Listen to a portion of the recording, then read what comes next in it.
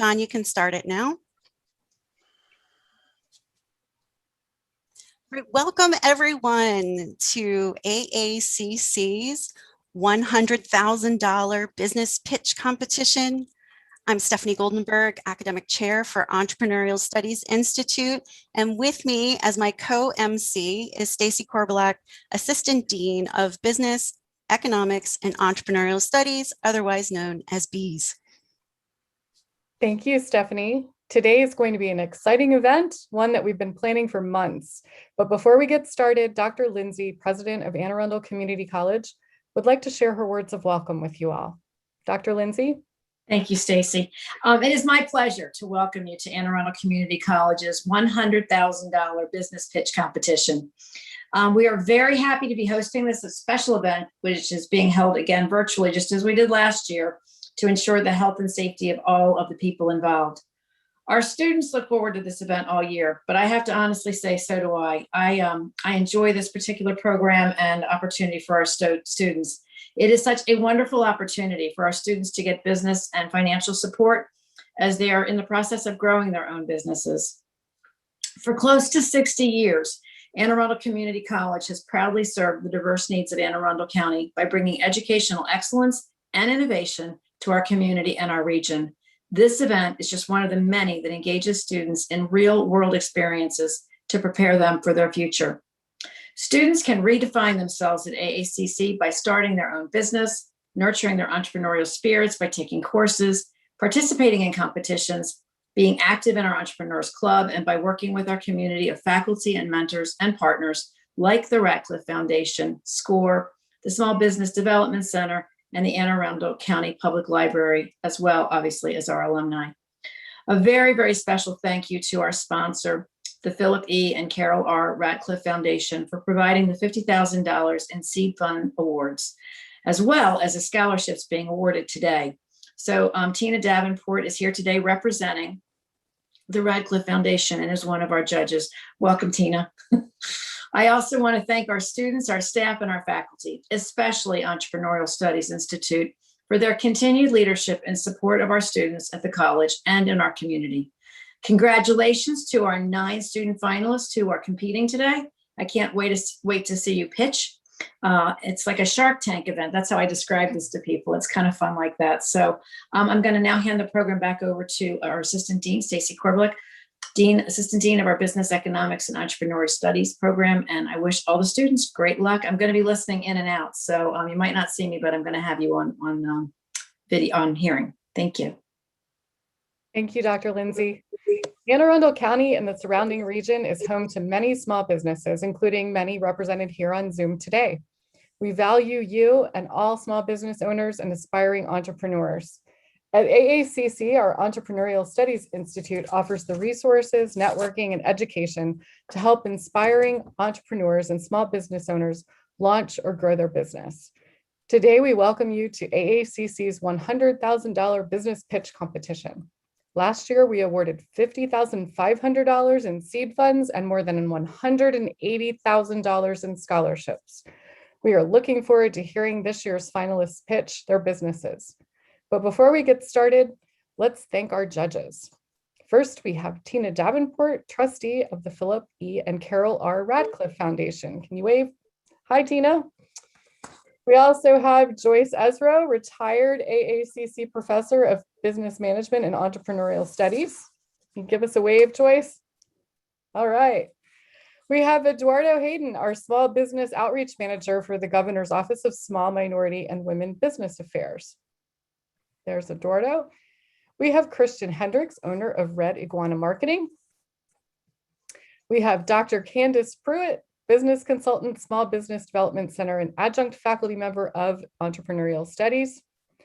And we have Janice Walker Imago, Small Business State Outreach Director, Office of Small Business Regulatory Assistance, Maryland Department of Labor.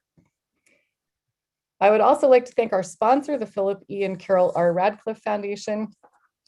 As we mentioned earlier, Tina Davenport is a trustee and also a judge today. This event would not be possible without your support. Let's share another round of virtual applause. And now Stephanie Goldenberg is going to explain the competition. Thanks so much. Thanks, Stacy. And before we get started, let's go over some tips for a better virtual pitch experience. Please, if you're not speaking, please just keep your mic muted.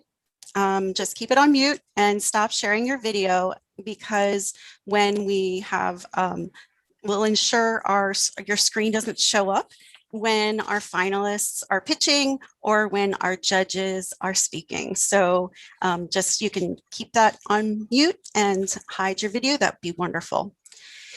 So judges, when you are ready to speak, make sure that you unmute your mic and also show your video. So if you unhide your video, that would be wonderful. That way we can see you when you're asking your questions. So in Zoom, you can either select gallery view or speaker view. And for this competition, speaker view is the best way to view the competition. And in order to do that, in your upper right-hand corner where it says view, you can click that and select speaker view. You can adjust your view again in the upper right-hand corner. We've also added a closed caption capability, and thanks to AACC's DSS office and John Wood for arranging this for us, we are very thankful. The CC is available by clicking the icon in the bottom if you have that, or we've been trying to find out, it may show up as live transcript.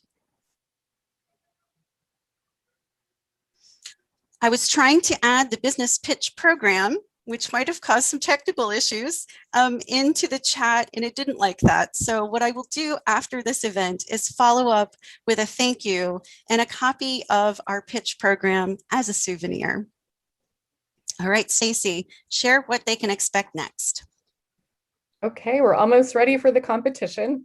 This portion is going to take approximately 90 minutes. Each finalist will get 2 minutes to pitch, and then the judges have 5 minutes for Q&A. There's about a 3-minute transition between finalists so that the judges can write down important notes and so that we can share information about our program. The presentation order is alphabetical by business name to create a smooth transition between each finalist. So now we are ready to hear our first pitch. Today's first lucky finalist to pitch is Jeremiah Vatican with the Annapolis Social League. Jeremiah, please prepare to pitch and let us know when you're ready. Great, thank you. Start my timer, and I'm ready. My name is Jeremiah Batchkin, and I'm the co-founder of the Annapolis Social League, the fastest growing sports and social events company in Anne Arundel County. We launched ASL in 2019 with the hopes to elevate sports leagues in this area. Like many, we got shut down in 2020, but we kept to our core mission and focused on the community with virtual events for the Baltimore Washington Medical Center and out-of-work musicians and hospitality members. In the 118 days of 2021 so far, we have increased our revenue 820% compared to all of last year, and we're just getting started. We're currently at 300 players strong for spring kickball, and flag football starts next week. We've seen phenomenal growth because we're laser focused on our 3 core attributes: well-run sports, experiential events, and a community engagement. We also plan on offering soccer, volleyball, pickleball, bowling, and more. Our marquee event this year will be the Annapolis Olympics, as well as themed pop-up events. At the core of our mission is to help Annapolis flourish. Last year, we drove in $5,000 in revenue, with over half that going back to local nonprofits and individuals in need.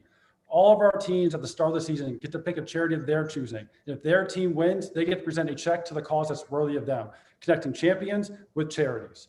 So we're asking for $25,000, which will have a major impact on our business. We'll be able to purchase new equipment for the sports that I mentioned. We'll be able to expand with new equipment to reduce our expenses. We'll be able to spend more in marketing to expand outside of Annapolis and build a defensive moat, which will allow me a little more sleep at night. The impact you will have in the community is unmeasurable. Each week, players tell us how much this league means to them.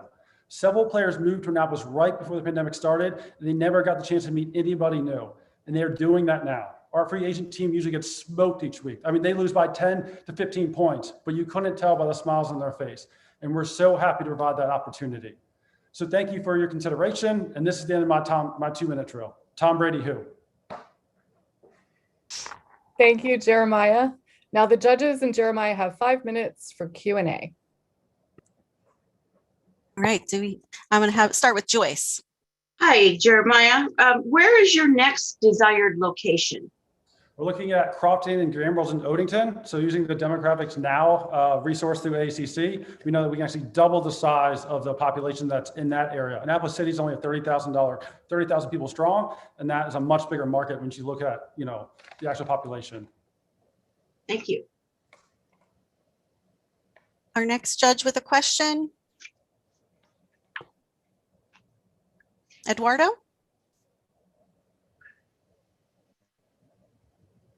All right. Yeah. Quick question: as you think about expanding to some other sports, let's say soccer, right? I'm a soccer person. How are you looking to do that part? Are you making it competitive or is it more recreational? It's more recreational at first because we know especially soccer, you guys are so passionate about that sport. For us to come in and not have like a true background in soccer doesn't always work out. So we'll probably start with maybe 50 and over, 35 and over. Maybe we'll try futsal. We talked with the biggest sports and soccer league in New Orleans, and he runs soccer all day long. So we learned what works from him and what doesn't.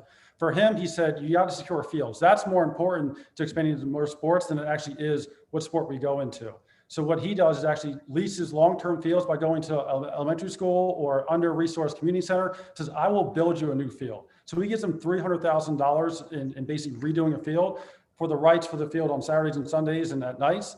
Allows you to get into a new sport and secure the most perfect times. We almost lost our kickball league this year because Napa City double scheduled softball in our league. So we need to avoid that. And so adding sports like soccer is fantastic for revenue, but we got to make sure we can have the place to do it as well.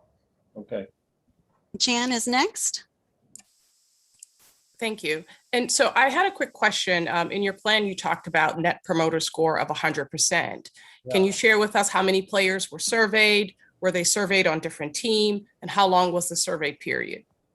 That's a great question. I can always tell a fellow fan the NPS. For those that aren't familiar, the net promoter score is how much people like your business and willing to recommend it to your friends and family. So we sent that one for kickball to all of the captains with what would you rank us for NPS and what's the most important score? So it was 10 out of 10 from all the captains. So that was an end score of 8, not very big, but bowling was double that because we expanded to the entire league. So that was about 25 responses. And the only comment we got of what they wanted more of was a longer season. So no one said the price was too high or it wasn't run very well. I mean, the problem is, or benefit for us, is the leagues around here aren't run very well. Everybody's coming over, and once they try it out, they want to join our league. So we do NPS for multiple reasons. We do it to get the feedback, but then we also do a purchase consideration. So we talk about sponsorship in that plan too. So we're working with Whitecall, the biggest, behemoth in hard seltzers, a $4 billion industry that didn't exist 15 years ago. And we asked them for bowling, our sponsor then was Bud Light, were you more likely to consider buying Bud Light based on their sponsorship? And it was 8 out of 8 responses were yes, and then 2 people didn't respond for those that answered that question. So the nice part is we're showing an ROI and purchase consideration for our players with our sponsors, which I think is also very important. Candace was next, and then Christian. Hi, Jeremiah. I saw that your $25,000 that you're asking for is broken down, about $8,000 for equipment, some for legal and accounting, some for promotional. What would you say is your most important step for the next growth of your business out of those categories? Well, it's hard because when I met Philip Ratcliffe for the only time I did, I'm a fellow sponsorship, he said, be impatient. And so you asked me what's most important. I mean, I think all of it. But if I do it by sports, you can see from our 3-year financials, which ones are most profitable. So I want to get into soccer really quickly. I want to get into softball and baseball if we can. Sports like Capital Sup and Sailing are nice promotions. We actually have an axe throwing league starting up with a sponsorship with another company that already owns a venue, but the revenue doesn't throw off a whole lot. The fields is the most important thing. As I mentioned, that's a $300,000 investment. We also need to buy a new car. Like both my partner and I have small sedans. So thankfully for Professor Gardner, who I have for tax accounting right now, we can use Section 179, bonus depreciation, write off the entire cost of the vehicle in 1 year. So that'll probably be another thing that we purchase probably in the next 6 months. We ran a cornhole tournament in 29 that I mentioned. We had a borrow truck, borrow trailer to drag 20 cornhole boards to an event. So for us to do this more efficiently, we also need to increase our vehicles. Christian? Yes. One of my questions that I had was, what's your plan for player retention? Okay. No, first off, I think you're winning the background. You're obviously the best camera here, so good to see you again. Yeah. So Player retention, we saw 100% retention from our fall kickball players to our spring kickball players. Of that kickball players, 30% went to our bowling league. Of the new teams from bowling, 30% of those new teams went and played kickball. Sorry, that's time. Thank you. My timer is on. She's letting me know so that we are ready. Thank you, judges. Thank you, Jeremiah. And during the time that we transition between our finalists, we'll share some information about the competition, hopefully to motivate you to compete next year if you're here as a student. We'll also share information about upcoming opportunities. This gives our judges a little bit of time to take some notes so that they remember when it's time for deliberation. So just to give you a little information about our competition, here's how our finalists were selected. Each finalist submitted a comprehensive business plan of no more than 10 pages. And if you have a lot to say, it's hard to get down to that 10 pages. The first round judges scored these online. And after the scores were averaged, the top 9 businesses were selected to pitch today. The business owners pitching today are AACC students. 6 of the 9 finalists are Ratcliffe scholars currently, and many are members of our Entrepreneurs Club or E-Club. They're competing for $50,000 in seed funds, and some are also competing for membership in our business incubator. And we are awarding a fan favorite award of $500 that you, our Zoom audience, can choose. Not yet, but after they pitch. We'll share a poll after all finalists have pitched, then we'll announce the fan favorite winner before the main awards are announced. Judges, are we ready for our next finalist? Wonderful. Okay. The next business owner to pitch is Nakia Cheeks with her business Baked and Brunched. You may remember Nakia from last year's competition. Nakia, please prepare to pitch and signal that you're ready. I'm ready. Good afternoon. I'm Nakia Cheeks and my company is Baked and Brunched LLC. I knew at an early age that my walk in life would be creative. It just took me a while to pinpoint that path. Baking has been my passion, my motivation, and my joy. And to enhance my skills, I recently landed a part-time baking position at Harris Teeter. I love putting smiles on people's faces, and what better way than offering them a healthy and tasty baked good. Baked represents the baked goods offered to our health-conscious customers. Brunch depicts the tea room-inspired foods that will be offered in our future storefront. We are a boutique bakery that offers both dairy and vegan baked goods. We focus on freshly baked goods made with organic ingredients and without any unnecessary additives that alter the integrity of our products. Our hand-picked suppliers offer all natural and or certified organic ingredients. Hence, we can confidently stand behind our products and ensure their quality. We support the local economy by buying fresh, organic, seasonal produce, herbs, edible flowers, and dairy products from farmers markets. More consumers are becoming health conscious and scrutinizing the ingredients in their foods. The demand for snacks and baked goods has soared during the pandemic. In fact, we received an uptick in orders via social media, recommendations, virtual networking, and website inquiries. Through these means, we were just $41 shy of our 2020 revenue goal of $10,000. This seed money would allow us to focus on sales and marketing by adding e-commerce, improving our SEO, social media presence, and brand awareness, as well as participating in local farmers markets and their related fees. This last year has taught us a lot and has laser sharpened my focus. Winning the seed money will put us one step closer to our ultimate goal of opening a storefront. Thank you. Thank you. Within the time, you didn't even get cut off by our lovely timer, Terry. So we will now, thank you, Nakia. Judges, are you ready with your questions? You will have 5 minutes to ask your questions. And yes, I will cut you off when the 5 minutes is up.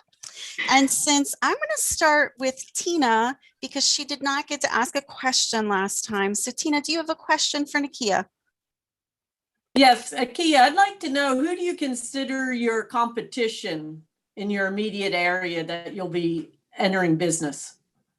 In my immediate area, there are 3 grocers that offer healthy baked goods. However, they don't all necessarily incorporate organic ingredients in their products.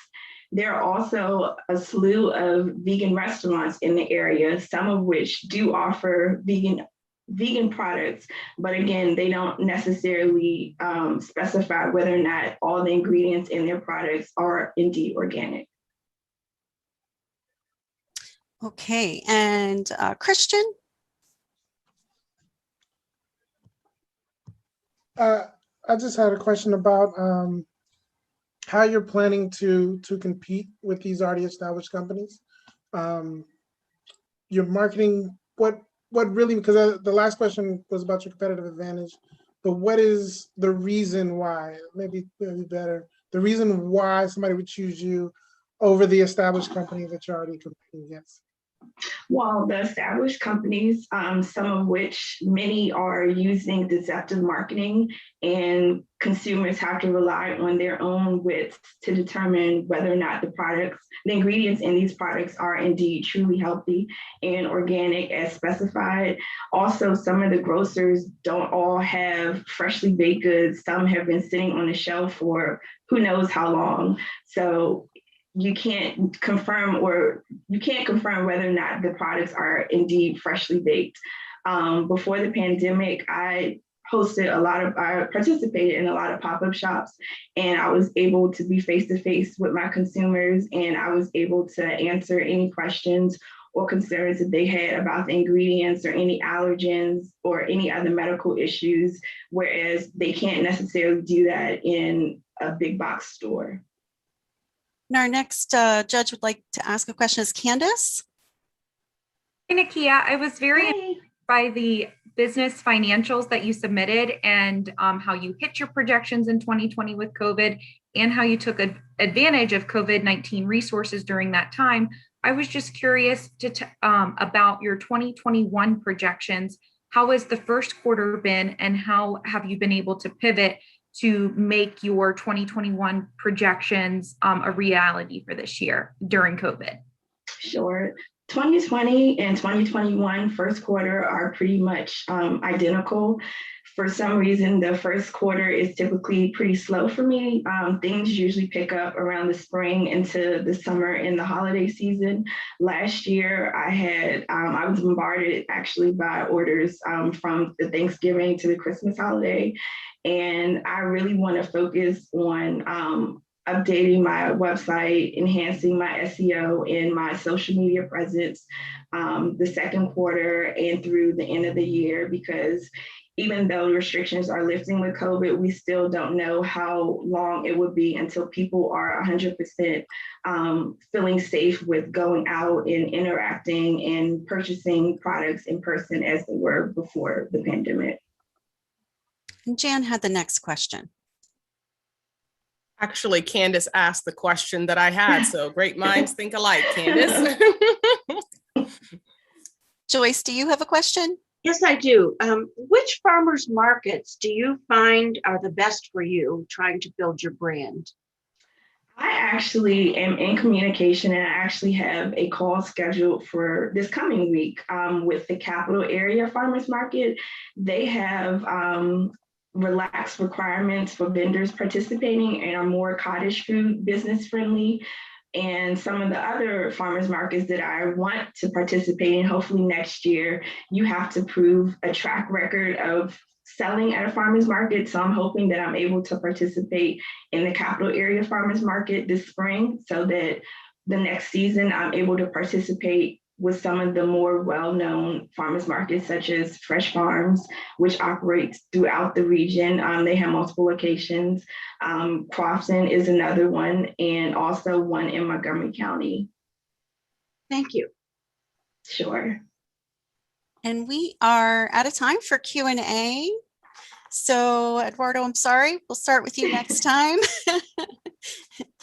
Great answers, great answers. So thank you, Nakia, and thank you, judges, for having such wonderful questions. So we can continue. Stacy, I'll hand it over to you. Okay. Well, before our next pitch, I'd like to share a little bit about today's process. There is not going to be a first, second, or third place. Instead, the judges are going to go back and deliberate and award seed funds based on the business pitch and the written business plan. It usually takes them about 30 minutes for the judges to complete their final deliberation. And during that break, we will host a facilitated networking session. Professor Steve Berry will check in with our past business pitch finalists to learn about how their businesses have evolved and changed since they last competed. And Stephanie and I will be in with the judges to facilitate the awards deliberation in a separate Zoom breakout room. Then approximately at 4:30 p.m. or about 30 minutes after the last pitch, we will return to present the awards. In addition, we're going to announce the new cohort of Radcliffe Scholars. This spring, we are announcing 10 new scholars. Judges, are you ready? Yes. Yes, okay. Well, the next business owner to pitch is Jordan Foley with his business Chow. You might recognize Jordan from the Big Idea competition where he won first place as well as the community Big Idea. Jordan, please prepare to pitch and let us know when you're ready. Thank you so much. My name is Jordan Foley and I'm a culinary arts student. I'm also the founder and CEO of the nonprofit Chow. At Chow, we help veterans and military spouses start careers in the culinary arts through food truck training. Chow is vocational training reimagined. We honor American heroes by providing pathways to business ownership for aspiring culinary professionals. In addition to sales to customers, we also visit underserved regions and deliver meals to those in need as part of our training curriculum. Chow is innovative. By teaching everything from menu sourcing to marketing to mincing onions, we developed the only model in the nation that provides both online and hands-on food truck training. Chow reduces barriers. Veterans and military spouses can do amazing things when given the opportunity, and it's only a matter of time before a Chow alum becomes a James Beard Award winner. We are excited to announce our first cohort consists of 4 women of color who will be powerhouses in the culinary industry. Chow is scalable. We are adding a food truck each year to our fleet to serve over the 360,000 veterans and millions of food truck customers in Maryland. Chow's concept of service-oriented vocational training can adapt to any regulatory scheme in any state through our easy as 1, 2, 3 model. Chow is a win-win-win. We train American heroes in the culinary arts to become future business owners while giving back to the community.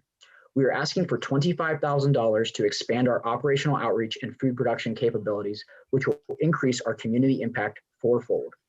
We do not just want to be a company with a great social mission. We also want to be the best food trucks in the DMV. The word Chow means food, but our company's logo will be known for good food served by those who serve their country. Thank you. Thank you, Jordan. Now the judges and Jordan have 5 minutes for the Q&A session. All right, Eduardo, I think I promised you the first question. Yes, you did. I guess for Jordan, the question that I would have would be, with the food truck industry in itself, since it's part of the sort of food service space, how do you see that? What's the word I'm looking for? How do you see that in relation to, I guess, the pandemic situation, right? Because even though we're lifting restrictions, you know, how is that going to work? Because it is an in-person delivery. I'm interested in knowing how are you going to address that issue? The fact that it's food, in-person delivery, but you still have the pandemic that's sort of hovering over us. In order to achieve your goals for this year? Yeah, it's actually one of my favorite questions to address because we started right at the outset of COVID. So before other restaurants were putting QR codes on menus, we already knew to do that. We knew how to practice safe. We knew what PPE. It's really become part of just our training curriculum and the way we approach food service. So the food truck being inherently outdoors allows us to direct people to be 6 feet apart in large open spaces. We do wear the proper masks, we have the proper gloves, and we are constantly trained. The people in our system are constantly trained in COVID protocol. But what's more is that as a service-oriented food truck, we're actually able to get directly to underserved communities and let people know who really are at high risk for COVID or aren't able to go to restaurants very often. They're able to safely line up outside and get a designated time through our online ordering system to then safely get a hot restaurant quality meal and bring it back to their home. So in a lot of ways, we've been perfectly situated for this entire pandemic. And as we continue to see restrictions roll in and out, we are incredibly adaptable. And I think our model has proven that this could be a preferred way in the future for people to get some really good food and get it really fast in a convenient way. Jan is next with a question. Sure. So great presentation. In your plan, you talked about 1099 contractors, that each fellow is a 1099 contractor. So can you tell me a little bit more about this position? Are your students required to show up for training at a specific time? That's another really great question. I started CHOW because there were so many nonprofit organizations and training curriculums that were predatory for veterans and military spouses and sucking up benefits that weren't really getting the right training. And we were set on not charging tuition, but on not only that, but being a vocational training program that also paid our fellows, we call them, who are in our system. So when we are selling to customers, they are working as a 1099. But that isn't the first step. It's a 5-step training program, and it starts with digital training that we've created, where 10 lessons that mimic a culinary school curriculum are interactive and self-paced. The next step is actually our kitchen with a mission, which is what we call when we go to our in-kind donated kitchen space at the church, First Presbyterian Church of Annapolis. We prepare hundreds of meals for those in need. They will practice discrete culinary skills there, such as portioning, when we made 200 cookies for the Blue Ribbon Project. And they will practice other skills like roasting meats when we made 200 hot turkey dinners for the homeless community in Maryland. After that, when they log the certain hours, then they graduate to the 1099 spot, and that's when they are learning how to be not only just an employee in a food truck, but how do I run a food truck? And then that actually culminates with business training that we have actually gotten for free for our fellows through Project Opportunity in Maryland. So the entire curriculum is built in, and the 1099 structure is another stepping stone within there. And Christian was next, and then Candace. Yes, based on your business plan, I see that your marketing communication is going after partners, the actual food customers, and the veterans in your program. Based on those three, what would you say rank the majority of time and resources that you're putting toward getting these three, whether it's partners, food customers, veterans, or whatever your order is, and how do you plan to handle trying to go after these three different groups to make the system work? It's challenging, I will admit that, but what we do is we focus heavily on veterans and military spouses. We want to get the people who are dedicated to our system, and we recruited 4 excellent people to run the truck, and we want to show that all the benefits we can offer to that community. What actually makes it nice is our competitive advantage with fraternal organizations and HOAs, that they want to hire us first out of any other food truck in the area. The competitive advantage is we actually get to jump Time's on up. first. So Sorry, Candace, you didn't get to ask your question. Sorry, Jordan, to cut you off, but we're serious about our 5-minute Q&A. Thank you. Thanks, Jordan. Thanks, judges. Back to Stephanie. All right. Now I'm going to share a little bit about the judging criteria, why the judges have a really hard time of taking notes from that particular pitch. The first round judges used a 100-point scoring rubric to determine today's finalists.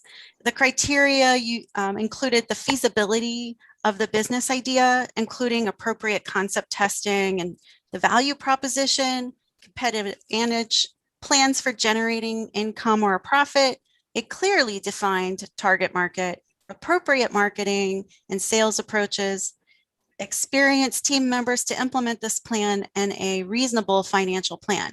That is a lot to include in that one submission. However, our students who participated did get coaching to help refine their business plans, as well as coaching for pitch coaching.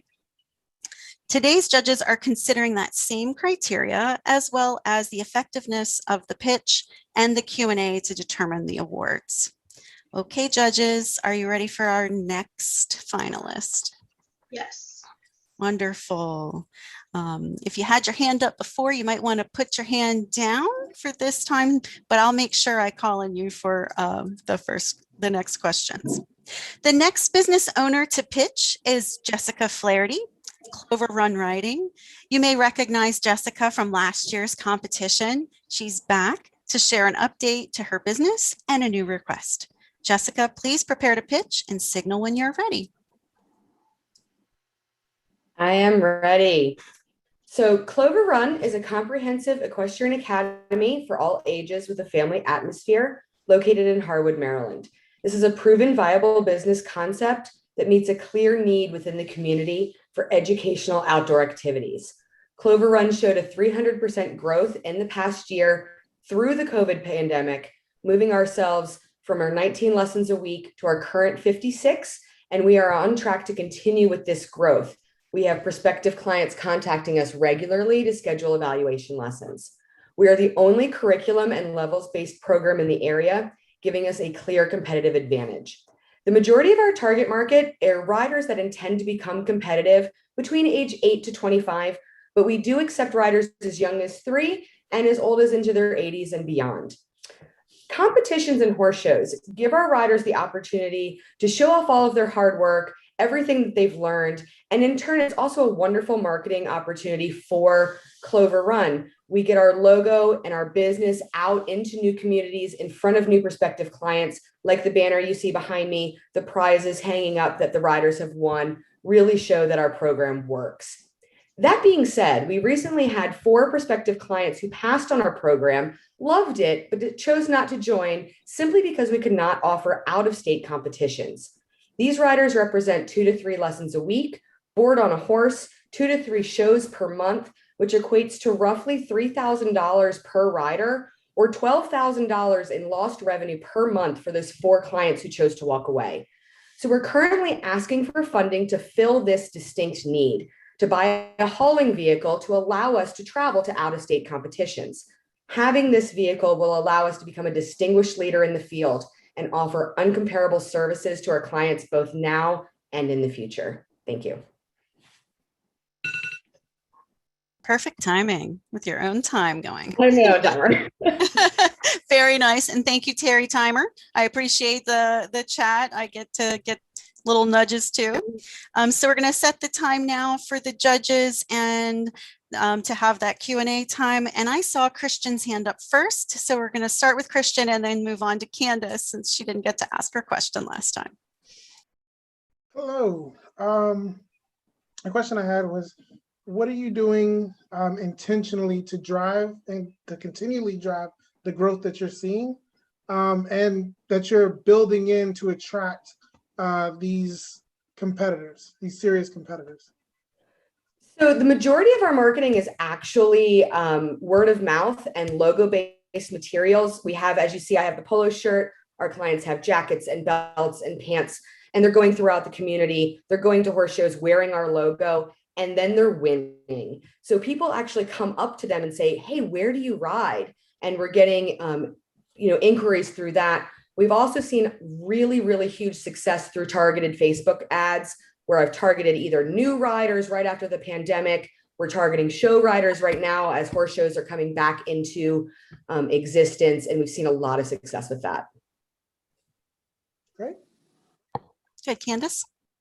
Hi, Jessica. I have 2 questions for you. So my first question is, did your business apply for any COVID relief funding? And I'm just asking this in regards to, could this, help with payroll and the money used for payroll? Could this help with the trailer? And then your website appeared to be under construction. So is there an update on your website and where it's at? And is that an avenue for attracting new clients? So great questions. Last year, I did not have any paid employees, so I was not eligible for any of the COVID-19 relief other than the loans, and it just didn't seem right at the time to take on that additional debt that would have to be repaid. As far as the website, it started out as a wonderful project that we gave as an internship to a student who did a great job, and the program or the group that was hosting the website folded during the pandemic, and we got locked out of it. So we are in the process of closing it down and building a new one because we can't edit it.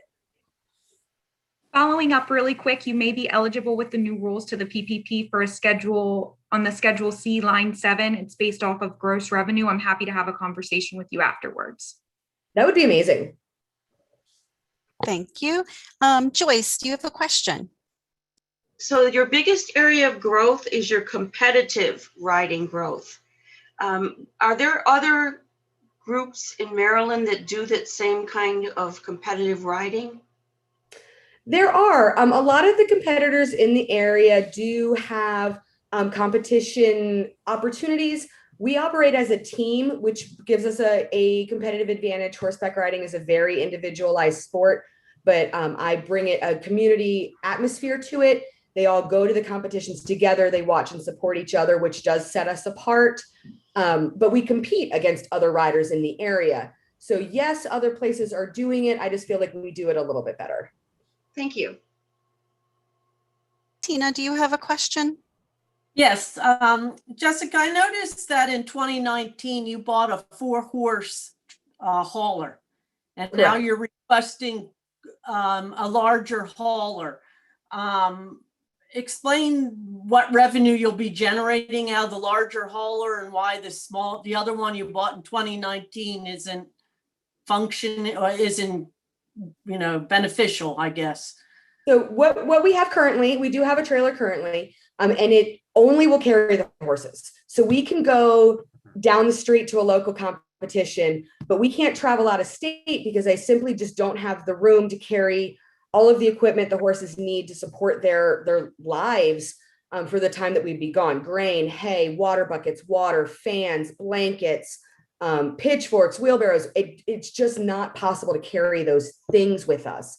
So when we're traveling down the street and we can make 15 trips back and forth, it's viable. If I have clients that want to go show in New Jersey and it's 4.5 hours away, it's just not something that we can do. Eduardo, do you have a question? Actually, yes, I'm interested in diversified income streams outside of just the competition, the customers that come through competition, whether that's non-competitive clientele or retail like things, whether you're offering other products that you can sell that is sort of considered retail. Do you have any of those things as part of your plan? Yes, I think I understand your question. So the majority of the business is riding lessons. No one has to compete. It's just kind of a bonus, and it becomes a bonus revenue stream. The riding lessons support the business and cover the overhead. So the competitions become Time the is up. profit. Time is up. Sorry. Right. It goes by so fast. Thank you so much, judges. Thank you, Jessica. Appreciate your responses. Thank you, judges, for the awesome questions. I'm going to hand it over to Stacy now. All right. Well, while our next business owner gets ready to pitch, I'd love to share some information about the Entrepreneurial Studies program at AACC. Entrepreneurial Studies offers students a choice between a 1-year certificate or a 2-year Associate of Applied Science degree in entrepreneurship, each with courses designed to teach you how to start and grow a new business venture, as well as how to think like an entrepreneur and problem solver. Some of these courses can also be taken as non-credit if that suits your needs better. We also have a hatchery, which is our business incubator and small business resource center that houses a mini makerspace that includes a 3D printer, magnet and button making equipment, a sewing machine, and computer equipment to assist in planning your business and creating rapid product prototypes. The hatchery is going to open again this September by appointment only on Tuesdays and Wednesdays, and we cannot wait to return everybody to campus to put all of our resources to good use. Students can use the hatchery for their businesses, they can meet with other students, or they can conduct concept testing. Some of our favorite times are when culinary students are seeking feedback on class projects. So our next business owner to pitch is Alex Ray with his business coach, Alex Ray. Alex, please prepare to pitch and signal when you're ready. All right, thank you. I am ready. Hello, everyone. My name is Alex Ray. The LGBTQIA+ community, or community for short, is filled with creative, talented, normal people. But the queer community struggles with deep insecurity and low self-esteem.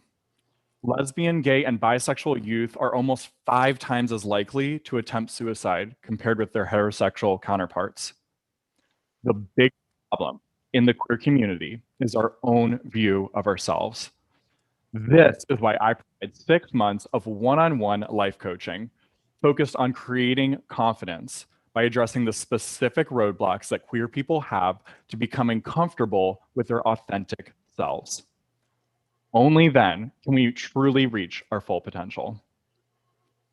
I speak from personal experience. Just 3.5 years ago, I myself attempted suicide. I have been at rock bottom, and I had been in therapy for years before and after. But for as long as I can remember, I desperately wanted to know how to be confident. Coaching was that answer. Now, there are hundreds of TED Talks, books, and self-help processes available, but I've boiled them down to the essential tools that create confidence for queer people. These are the things that have worked for me and for my clients, and I'm continuing to hone my skills through AACC's engagement coaching program. All of you here, with your help, I can help queer people do more than just survive. I can help them thrive. We are humans, just like you. Thank you. Thank you, Alex. Now the judges have 5 minutes for the Q&A session. All right, so Christian, you have your hand up. Is that a hand from last time or is this a new hand? Both. Okay, great. We're gonna start with you. Okay. How do you plan to compete with your direct, but especially your indirect competition? So I'm the only life coach that markets themselves as a confidence coach for the LGBTQIA+ community. There are over 100 other gay coaches in the Gay Coaches Alliance, and they all have different niches. So I plan to stand out by, one, offering something very specific, confidence, and two, sharing my story that can be related to by my ideal clients. Thank you. Thank you. We're gonna ask Joyce, do you have a question? Yes, where have your current customers come from? What advertising source would you say they responded to? So all of my clients have come through either word of mouth, like referrals, family members, people that knew me in the past, or the majority is now switching to my Instagram and my podcast. I've got over 5,000 followers on Instagram, and on my podcast, I'm about to reach 100 downloads on average per episode. Thank you. Tina? Thank you. Hey, Alex, I have a question about some of your, I got to turn my mic on, about some of your financials. You said last year that you had about $43,000 in net income. And I noticed that you noted in your presentation $12,000 in other expenses. I'm curious what those are. And you also noted $27,000 in legal and professional services. I'm curious what those were as well. Sure. Okay, so the 27,000 in legal and professional services was, I had never had sales training, and so I took a sales training program specifically for life coaches that took my conversion rates from about 25% up over 50 now. So that made up the legal and professional fees there from last year. And I'm sorry, what was the other number that you requested? You had listed $12,000 in other expenses, and the other was $27,000 in legal and professional services. For the other 12,000, honestly, I'd have to pull up the I don't remember what things went into that other category. I apologize. It just seems like a lot of money, $39,000 between those two categories. That's why I was asking. Yeah, that's a great question. And I appreciate that. Jan, do you have a question?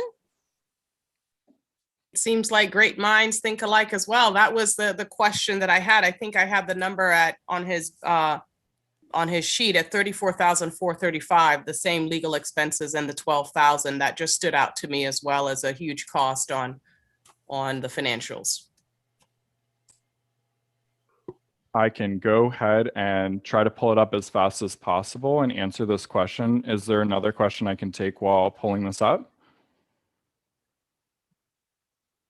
Hi, Alex. This is Candace, and I had a quick question about the Facebook advertising and a contractor for the ads. I saw that that consisted of $12,000, and we're talking more about how your customers were coming from Instagram and podcasts.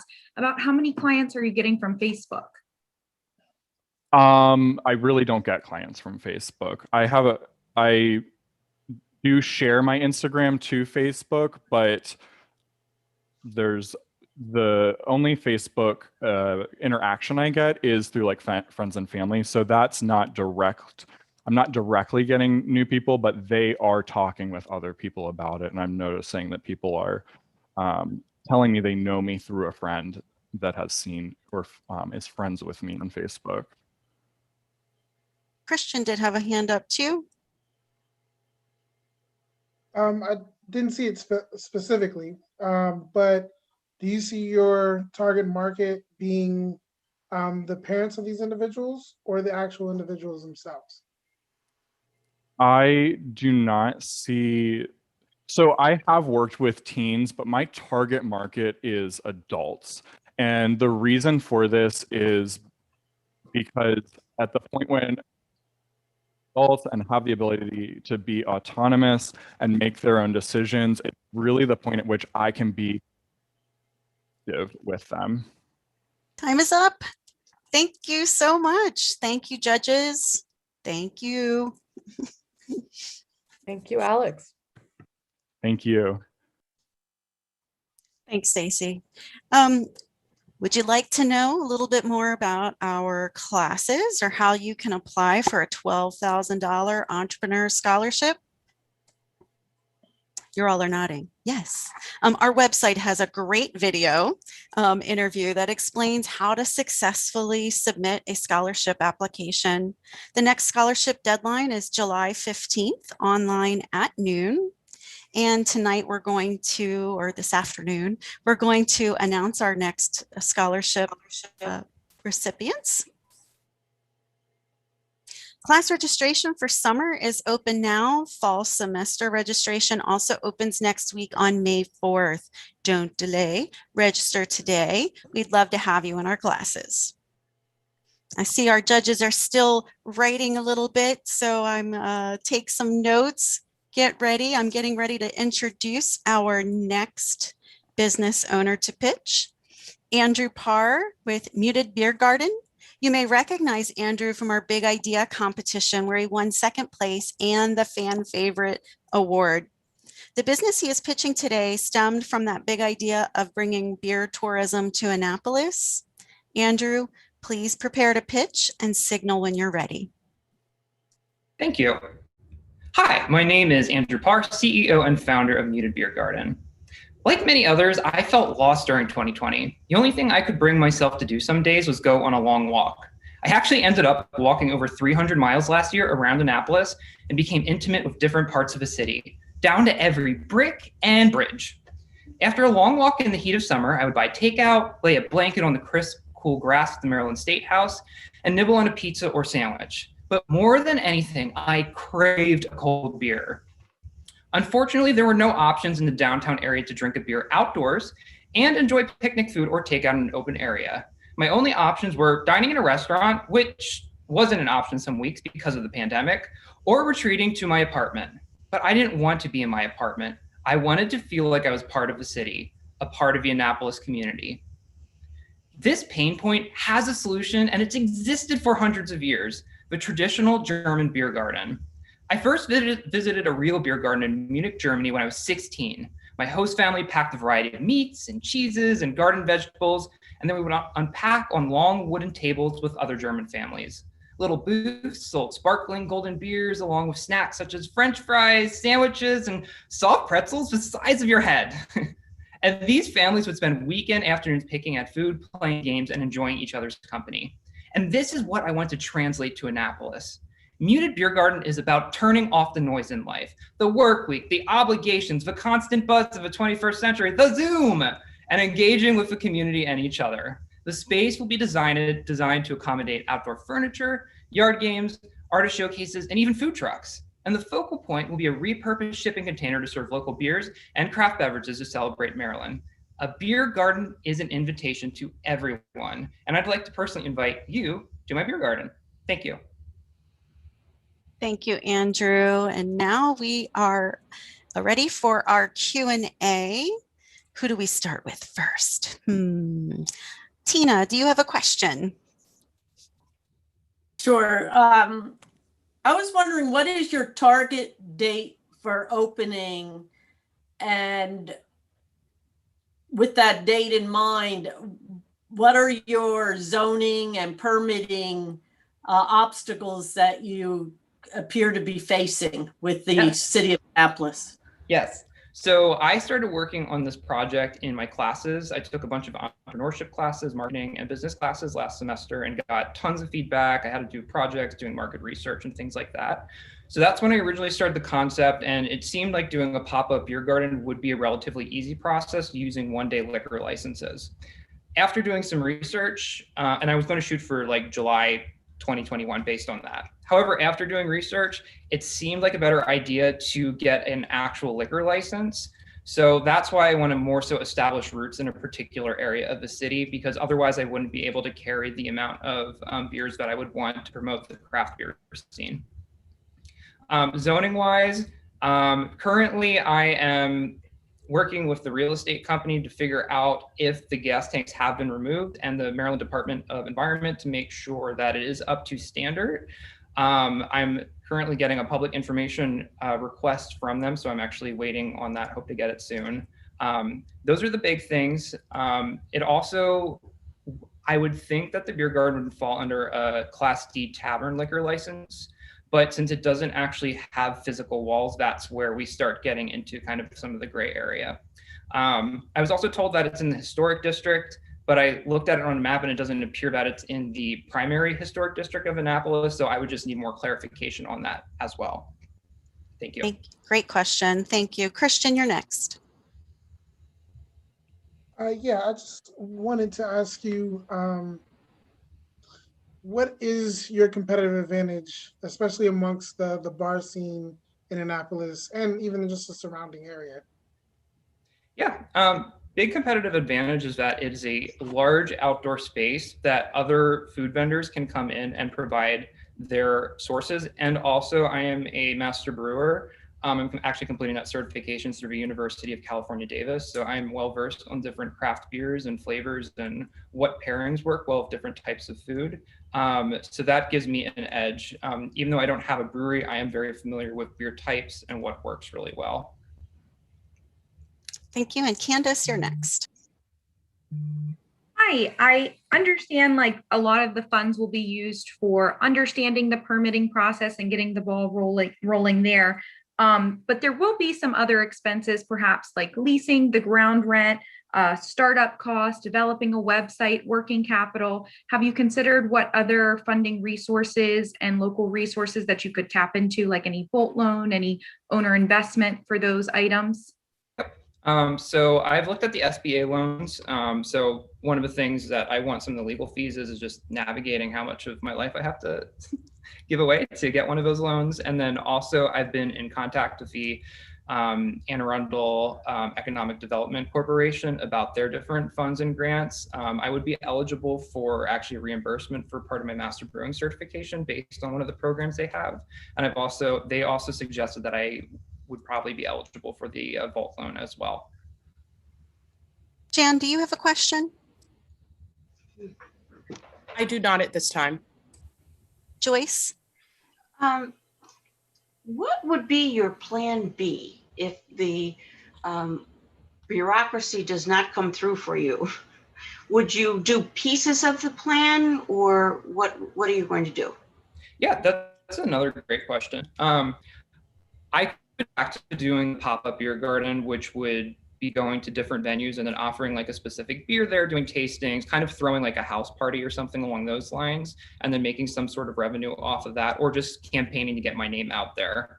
And then maybe looking at a different space in the Annapolis area to do so. The other option that I have considered just to start making some revenue as well and get some money in the bank is doing beer tastings and pairings at local breweries and lead those with customers as well. Thank you. Shin, did you have another question? She kind of asked it, but I saw that you were looking for funds to create a pitch deck to go get more investment. How reliant are you on that additional funding after, if you get what you asked for today? How much are you relying on that additional investment? Time's up. You can't answer it. Oh, you'll have to answer it afterwards. Thank you so much, judges, for your great questions. Andrew, very nice job. And hand it over to Stacey. Thanks, Stephanie. We believe that completing your degree here at AACC is not the end, but rather a step in your entrepreneurial journey. One way to continue this journey is through 2 scholarships offered by our 4-year colleagues at the University of Baltimore and Salisbury University. With the generous support from the Radcliffe Foundation, there are 2 incredible opportunities for students who own a business or who have entrepreneurial aspirations. The University of Baltimore's eFellows program is a fully paid academic opportunity through the Radcliffe Foundation. You can learn more at an information session next week, May 4th, from 3 to 4 p.m. via Zoom. And Salisbury University has a scholarship funded by the Radcliffe Foundation that pays for tuition, room, and board for students who complete their AA degree and transfer to Salisbury. Students can be any major and declare entrepreneurship as a minor. And next up, we have a business owner to pitch who's Madison Bird with Powered Puff Protection. You may recognize Madison from last year's competition. Madison, please prepare to pitch and signal when you're ready.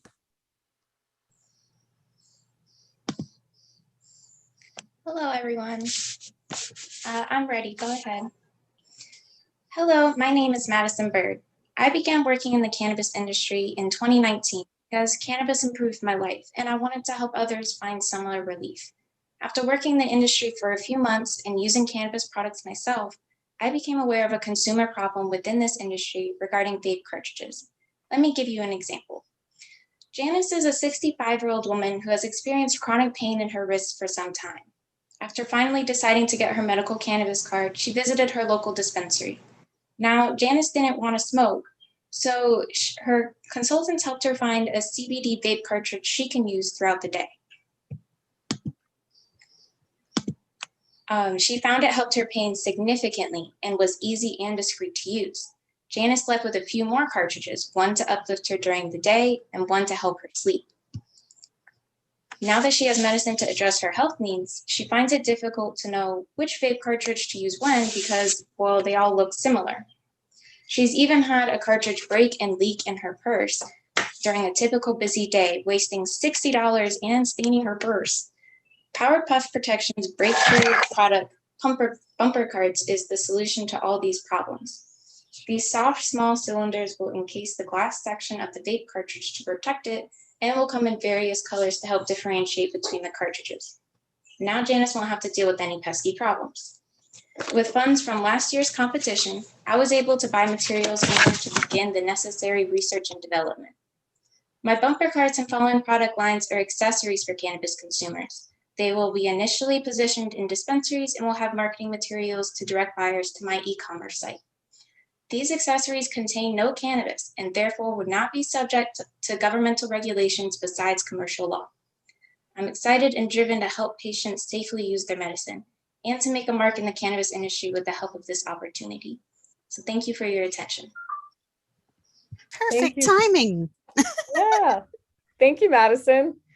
Now the judges and Madison are going to have 5 minutes for Q&A. Christian, are you ready to go again? Yes. You mentioned that one of the ways that you wanted to fend off your competition was getting exclusive or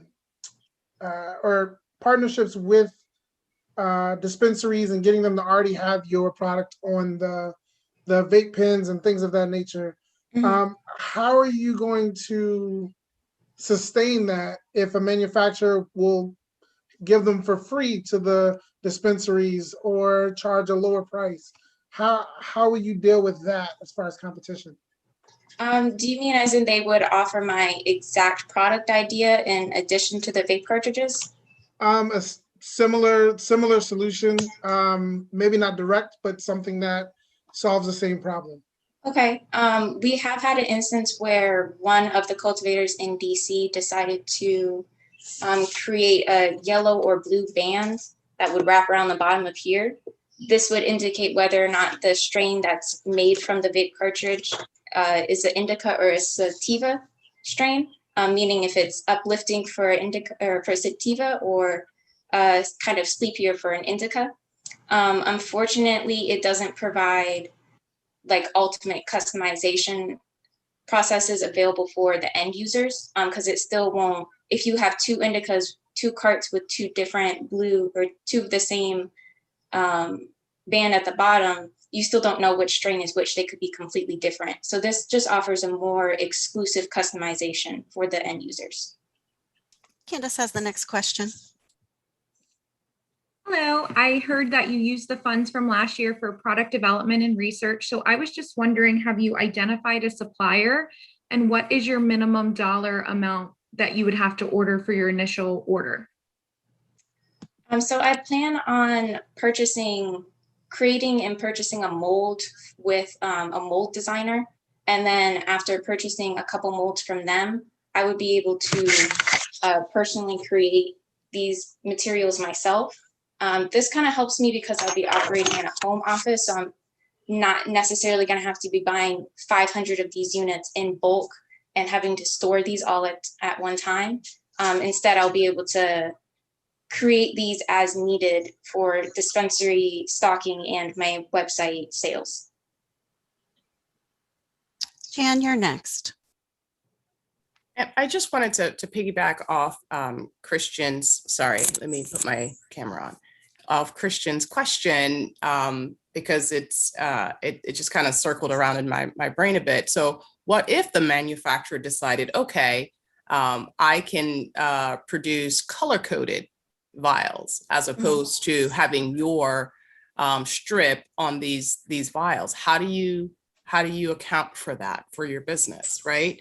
And second, is it just to alert the consumer, the color-coded piece that you have, is it just to alert the consumer that, hey, this is the strand here, and this color will, or is there some sort of comfort then that's there, or safety mechanism that's in place so that it's more than just color coding? Right. So the cultivators, they're in DC at least, and I'll speak from my experience because I'm more experienced in DC.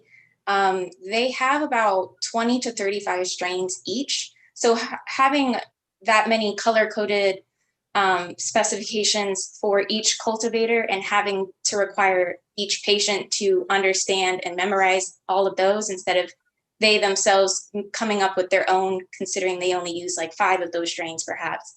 I just don't see the cultivators thinking that would be a good idea.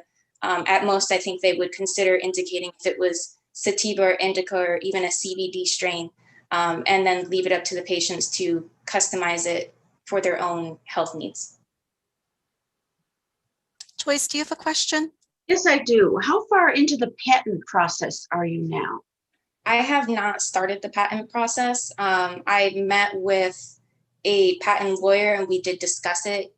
He, agrees that it would be a good idea just because it's something that's innovative and would really take off within the industry. And he has worked with other cannabis entrepreneurs as well. So he's very versed in the industry.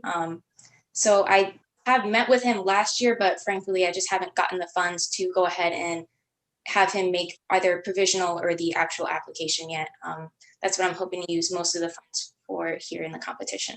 I would suggest that you go and look in the patent database yourself, do a little bit of initial research, because just because there isn't something patented doesn't mean somebody hasn't patented the idea and just not produced it. Right. Okay, our time is up. Thank you. Thank you so much, judges, and thank you, Maddie. Now it's back to Stephanie. Me again. I would love to share some gratitude. You know, I love to say thank you to our volunteers who help prepare our students for this competition.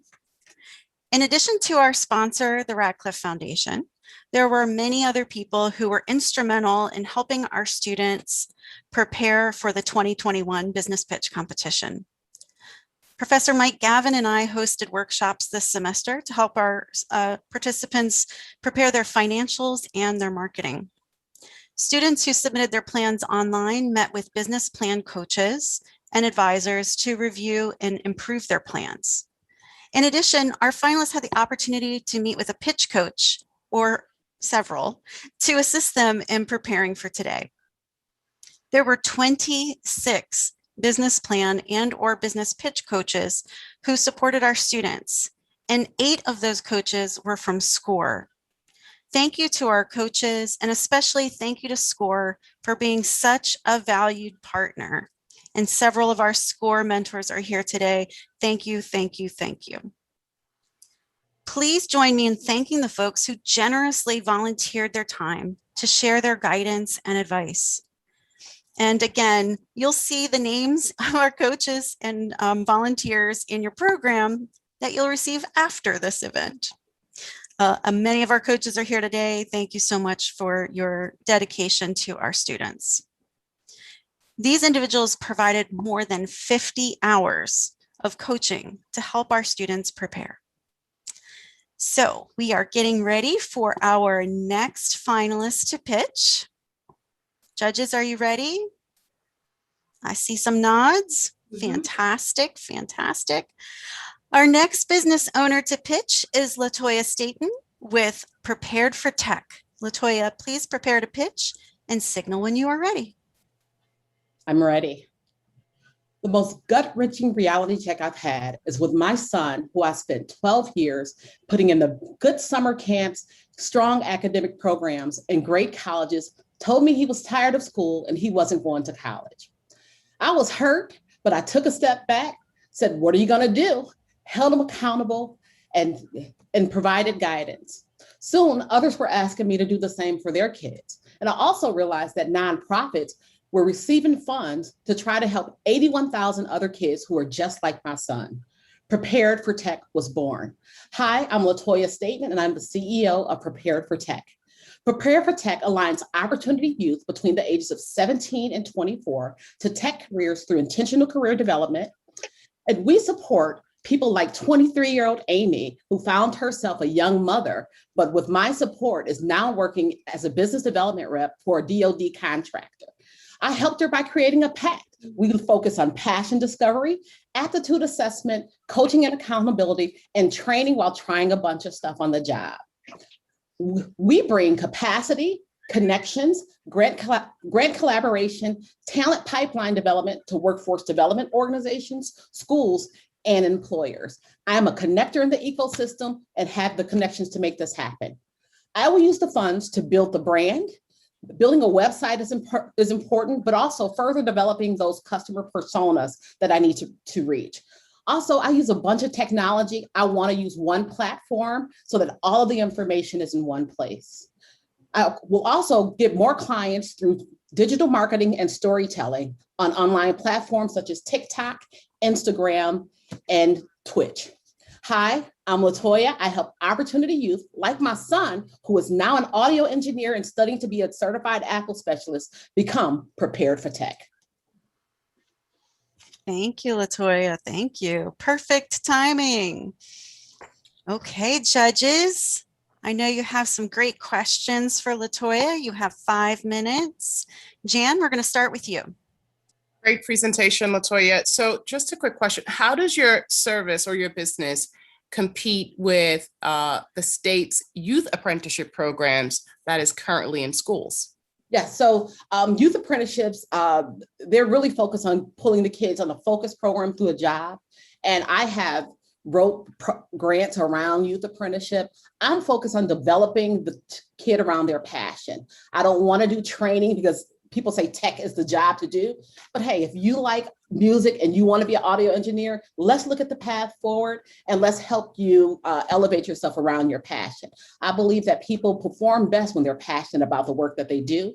And then I'll also connect to the employers that are looking for them. So if you're into music, let's look at Ram's Head on stage. What's your opportunities there? And it's still tech. So helping to better define what tech is and not doing what the government and others feel that I should do. Great, thank you. Joyce, you have a question? What is your most immediate need, Latoya? It is for brand development and the platform. I'm using Kajabi, I'm using Google Classroom. So there's all of these tools that I'm using to engage the students. I want everything in one place. And then the brand development, because I am in the tech ecosystem, Prepare for Tech is not a brand that I have right now. And I really want to go strong so that the people who are looking for me can find me. Okay, thank you. Tina, do you have a question? Yes, I think you have I think this is a great idea. I have a question though. Could you be more specific on your revenue sources? I see on your handout, you say they a lot, but could you give us more specifics on revenue? Yes, so revenue can come from being a grant partner. So a lot of nonprofits, they're getting the funding around training. And then they may email me and say, hey, Latoya, I have someone, can you coach them or can you mentor them? And so there's room inside those grants to pay me to provide capacity and supplement. And then when I say they, I'm also talking to parents. Some parents can afford my services as they would a college app preparation services. So the same type of framework.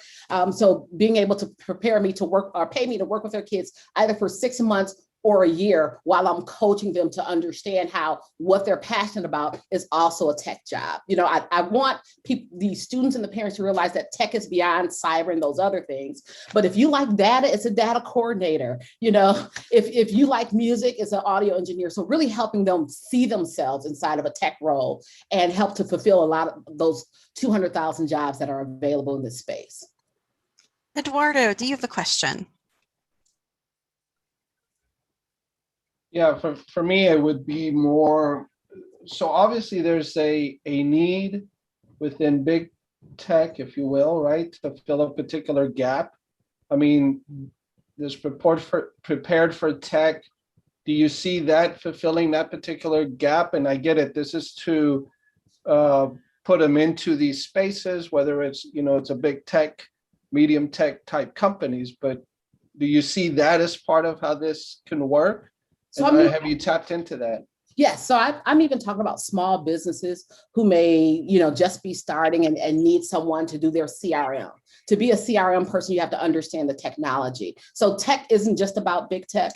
Even if you look at people who are going to trade schools, a lot of our businesses have key card accesses. That's somebody's job. And so really focusing on the team and what they're passionate about and saying, this is how you translate that into a career or passion into profession, and letting their parents know that, okay, you know, my child didn't go to college, but here's a plan for them and here's how we're going to help them get there. So just really getting over that stigma around, what do you mean you've taken a gap year? What, you know, what's a gap year? You have to do something. Those are the words that I said to my kids. You got to do something. What is it? And then we sort of put a plan around it. Christian has the next question. What are you building intentionally that would make it hard to copy this idea? The process that I have around the passion aptitude, and I used to be a gatekeeper. So I used to hire for tech companies. And so I'm not just saying tech as an industry, here's some training and go do it. I'm going to my network and saying, what are you looking for? That doesn't require a degree. Let me help you find what you need. And so I'm building on my personal brand and connections that I have to really connect my students to what they're looking for. I speak the language of the students. I'm relatable. I'm a parent. I've been in this space, and I'm also very relatable on the hiring side. So bringing the full circle of preparation and development and placement. That's time. All right, Latoya, thank you so much. Thank you to our judges. I'm going to hand it over to Stacy. Thank you, Stephanie. I'd like to share some additional gratitude before we hear from our very last finalist. First of all, thank you to Alicia Renahan and John Wood for the logistics and for supporting the tech and social media. Thank you to our very talented strategic communications team for the design and marketing production efforts. Thank you to John Wood and Disability Support Services for arranging for our stenographer to provide closed captions. Thank you to our ESI faculty and mentor team. We have Tony Baker, Steve Barry, Brenda Diltz, Tamisha Duru, Latanya Eggleston, Stephanie Goldenberg, Ken Jarvis, Kevin Logan, Candace Pruitt, and Mikhail Ewan. Thank you also to Steve Barry, Maria Ojeda, and Donna Sutherland for all of your support in managing our details. Thank you also to our eClub president, Abby Maloney, for supporting workshops and the event. And last but not least, thank you to our very own chair of entrepreneurial studies, Stephanie Goldenberg, for everything she did to make today happen. And now our last finalist will be Kirk Rookwood of Rockpile RX. Kirk, please prepare to pitch and signal when you're ready.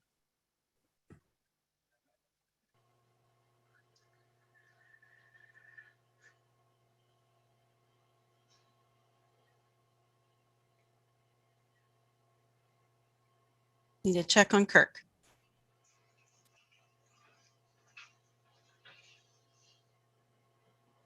All right. I'm ready. You are what you eat. You must eat healthy for you to live well. For you to live well, you must use food as medicine. That is Raquel RX. Our cooking classes teach people how to cook meals with organic ingredients that have been proven to combat illnesses such as cancers, diabetes, and hypertension. If you, your mother, your aunt, sister, or anyone in your family are struggling with a sickness or a disease, Raquel RX will be able to help. This is our target market. Imagine being able to reverse or heal your sickness or disease by simply cooking and eating healthy. How do we do it? Through our online classes. We also conduct one-on-one as well as in-person classes in Columbia, Maryland, with flexible schedules in a fun, caring atmosphere. We also have a food truck. The food truck is our main marketing vehicle as we show up at festivals, parks, the library, and events in your area. We will give you healthy samples and hand out flyers for our classes. As part of our way of giving back, we use the same food truck to provide free, healthy hot meals to low-income families in Baltimore, Maryland. How can we do this? Through partnerships, where we get over 2,000 pounds of groceries free per week. Why me? My recipes are filled with 100% love and a combination of my experiences living in the Caribbean, Canada, California, and Maryland. Food is medicine, so invest in our work, $13,000, and help us to help others. Thank you. Thank you, Kirk. Now the judges and Kirk have 5 minutes for the Q&A session. Joyce, would you like to ask the first question? Your focus on health, do you have a background in health education or something that gives you some credibility with your customers? Yes. Many of the classes I took at AACC was in health. I'm planning on becoming a health coach, and I will need probably about 2 more classes in order to achieve that, along with the exam. Great, thank you, Kirk. Jan? Sure. So thank you for your presentation. I just had a question. In your plan, you talked about food distribution. So who prepares the food for distribution? And just tell me a little bit more about your participants and them paying $35 to learn how to cook, get a free meal, but are they also prepping food for the underserved communities? I just would like to hear a little bit more about that. Yes, that's a great question. Yes, so the meals for the underserved low-income areas will be prepped by me and someone else. So we're the only ones that are doing the work for that. So those who attend the class, they're only attending the class for their specific health issues. Okay, thank you. Did I answer your question? Yeah. Okay, Christian? I just wanted clarification on your competitive advantage. You mentioned the in-person classes in Columbia. A quick search, I found 4 other in-person classes near the location you're talking about. What are you going to do, or what is it about your business that is going to allow you to compete with all these other classes within 15 minutes of you? Yes, great question. Yeah, so when I look up those classes, those exact 4 classes, these individuals are teaching how to use knives, right? I am teaching people how to save lives, not just theirs, but the ones that they love. So I think that is my advantage, is that people are coming to me for a bigger purpose, not just to learn how to use knives or bake, sweet treats. Candace is next with a question. Hi, Kirk. I had a question, just a clarification question. Do you already have the food truck? Just because I saw a lot of the startup costs, like a generator, a sink, and a fryer. I'm assuming those would be for the food truck? Yes, so I already have a food truck. It's right outside my home, and it's almost ready to go. So all I need are the things that I asked for in my business plan. So I already have the food truck. I got some tables. I got some things I use to cook with. So all I need is what I asked for inside my business pitch. So yes, the food truck is ready to go. And I also have a Ford F-150 that is ready to go. Yes. Tina, do you have a question for Kirk? Sure. In your business plan you submitted, you had a membership base. How many members do you have, and how do you plan to grow that? And what's the benefits of being a member? Yes. So I did have that in the business plan. When I really thought about it, it might be hard to start off with membership. But right now I do have about 7 people that are interested in the class. So these individuals probably won't be members right away, because it's going to take a while for people to become members, because you have to know when the classes are being offered. So the membership will probably be about 5 months down the road. So right now it's just going to be individuals that are paying. Christian, did you have another question? No. No. Anybody else have a question? I'm sorry, judges. Jan, do you have another question?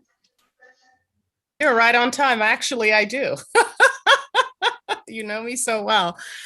So in your financials, you had a line item under salary for independent contractors at $16,560. Can you tell me a little bit more about what these independent contractors will be doing? Yes, perfect. So in some classes, I'm going to actually have a holistic practitioner. I'm already in communication with her. That's going to actually come in and give the class a teaching lesson on these foods that they're eating. Time's up. I want to hear this, but we are stuck to our 5-minute Q&A. Thank you, Stacy. Thank you, Kirk. Thank you, judges. I know this has been amazing. We're so incredibly proud of all of our finalists. Stacy, I'm going to hand it back to you. Thanks, Stephanie. Now that you've all seen our finalist pitch, you, our audience members, have the power to choose the fan favorite from today. You're going to see a poll appear on your screen where you can choose one finalist you would like to see receive a $500 award for being the fan favorite. We will announce the winner after we return from our break and the judges' deliberation. You've got a minute to choose your favorite pitch.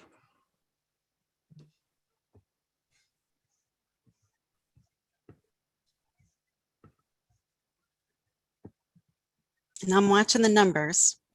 We're getting closer. We have 65, 67, 68 votes. There's 104 participants, so we need 104 votes.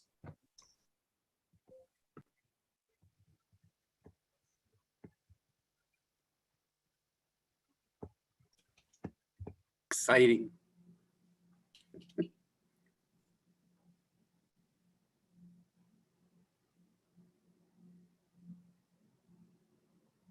We're getting closer. Mark, you said in the chat, it's not an easy choice, and you only get to vote once, I think. Only once. Only once. We're going to let it go for just a little bit more, and then I'm going to end the polling. Come on, you're holding out. Cast your vote. I'll give you 10 more seconds. And then I'm going to end it.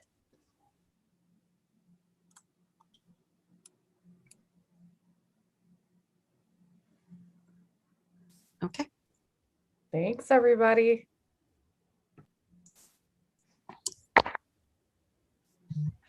So what happens next? We are going to ask the judges to move into the breakout room for about 30 minutes. The judges will be sequestered in our virtual breakout room to deliberate while the finalists and guests join Steve Barry and several business pitch finalist alumni in a facilitated networking session while you await the results. This is not an easy decision, so I ask for your patience while we are in the breakout room. Enjoy the conversation. And shortly, we'll report back to announce the new Entrepreneur Scholarship recipients, AKA our Ratcliffe Scholars, and the awards for today's competition. Steve, I'm going to hand the mic over to you, but I'm also going to set up the breakout room for our judges. So judges, when you get invited to the breakout room, please join and we will see you in the breakout room in just a minute. Steve, I'm handing it over to you while I do the breakout room. Okay, so we'll give the judges a moment to enter the room, and then we can talk a few minutes about how we thought things went, and just but all the contestants will be with us, so we really shouldn't talk. But we're going to talk about our Entrepreneur Scholarship. That's one thing that's going to be announced today, and so it's going to give a little plug for that. The next deadline is July 15th for you to apply. So if you haven't applied, please do so. The benefits of it, one is, and Phil and Carol Ratcliffe, very generous with their support of the Entrepreneurial Studies program, and their philosophy, their belief, which I think is just basic, is that if a student wants to start a business but is worried about where they're getting money for tuition, they can't focus on their business. And so they provided the funds to pay for tuition, fees, and books for any credit class up to $12,000 lifetime to take classes and to learn a craft, to learn business, to try your business, start your business at Arundel Community College. In addition to the money, we have mentors. And I've always said this, that our mentors are the heart and soul of this program, because they get one-on-one with our students. They have experience, and they help our students move from point A to point whatever letter they want. And it could be A to B, or it could be A to Z, just depending what the students' goals are. And our mentors, they all teach at Anne Arundel Community College, and so they know our students, they love our students, they are all committed to our students, and all of them have business experience and business ownership experience. Some of them still own businesses, some of them have historically, some of them help other people start businesses. They have a lot of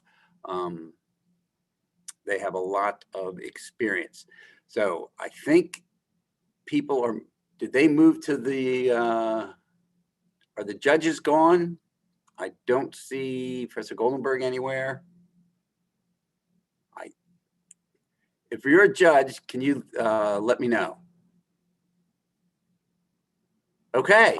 All right. So here's a chance we can all talk, but I know we have some people with us who have participated in our business pitch competition in the past. I know Martha's here, and did Dalton make it?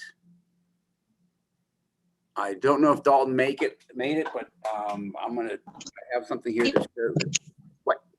Hey, Martha, how are you? I'm good. How are you all? I'm sorry I was only just now able to join. I went straight from lunch service into a couple meetings. So fortunately, I didn't get to see everybody pitch, but I'm happy to be here now. So Martha, it sounds like you're a busy business owner. Yeah, a little bit. All right. I love that smile. I love that smile that came up when you said that. So tell us, since you're on the phone, tell us about your business. So we, myself and my husband who's driving, I'm not driving in the car. I'm sure you all can talk in a car. I'm passenger. We own Happy Chicken Bakery. We both went through the culinary and pastry programs at Arundel. And then I went on to do the entrepreneurship program. I'm a Ratcliffe scholar. And as you all know, both programs are absolutely incredible. So we are a bakery, catering company, and cafe. We do lunch Monday through Friday, both for the center where we are and out in the community. We have a huge focus on local produce and products and farm to table. We have about a dozen different farms that we work with on a daily basis. And when I say local, I mean within 20 minutes of our kitchen, and they're delivering to us daily, which is fantastic. And we do a little bit of it all. We do custom catering, wedding cakes, birthday cakes. We do the local farmers market every Saturday. We've started doing a local brewery, has had us as sort of a pop-up kitchen. We're there now, gosh, we've been there, what, 5 times in the last month? Doing a lot of food truck. We're a food truck without a truck. And yeah, we are constantly changing it up. We have a new special every day, and it's fun. We have a lot of fun with it. Sounds like you're working hard. I got a question about your business. You say you work with about a dozen different local farmers, and so they obviously can't grow lettuce in February. So how does the annual, the cycle of growth and produce and products, how does that affect your menu? Does it change frequently? So actually, our lettuce is grown hydroponically out of a greenhouse. So we get lettuce all year round. And some of our other produce is year round as well, because we have some growers who have greenhouses. But some things like fruits and berries and things like that, fresh, people aren't getting them until spring through fall. But then what we do is we get the local produce from the local vendors, and then we preserve it ourselves, whether that's drying, freezing, canning, jamming, and then we can use those products throughout the whole year. So there's more planning that goes into things, and that requires more space. But it's, as Zach was saying, we still have some peaches from last year that we're working off of. And it's even to take a fresh peach from the local farm and freeze it, it's so much better than anything you're going to buy at the store, even if it's a frozen peach. So that's kind of how we've been doing things. And, if I run out of my preserved strawberries in January, well, then you're not going to get strawberries again from us until June. It is what it is. And that's, we're not really doing a lot of fruit platters in the wintertime, but people don't care. And because people know that that's what we're all about and that's what we do. So it's a little bit of educating our customer, but it's the way we do things, and we're not changing. I think more and more people are understanding the benefit of the local sourcing of things, and we'll be flexible with that. So you won the business pitch. Absolutely. So if you want to say how much you won, how did that benefit you? And you froze, so I don't even know if you can hear me right now. But Love. I got the gist of your question. Yeah, we can't hear you very well. Hello. You're frozen. Oh, there you go. How about now? I think you're back. Okay. All right. Sorry, So we went through the a little question bit. is, you won the business pitch. You want a sum of money. How did that help you, and what? Yeah. So I pitched 2 years in a row. I got $5,000 my first year. I purchased a brand new 20-quart mixer, which was game changer. And then the second year, I was fortunate. We lost you again. Sorry. Oh, can you not hear me now? Service. How about now?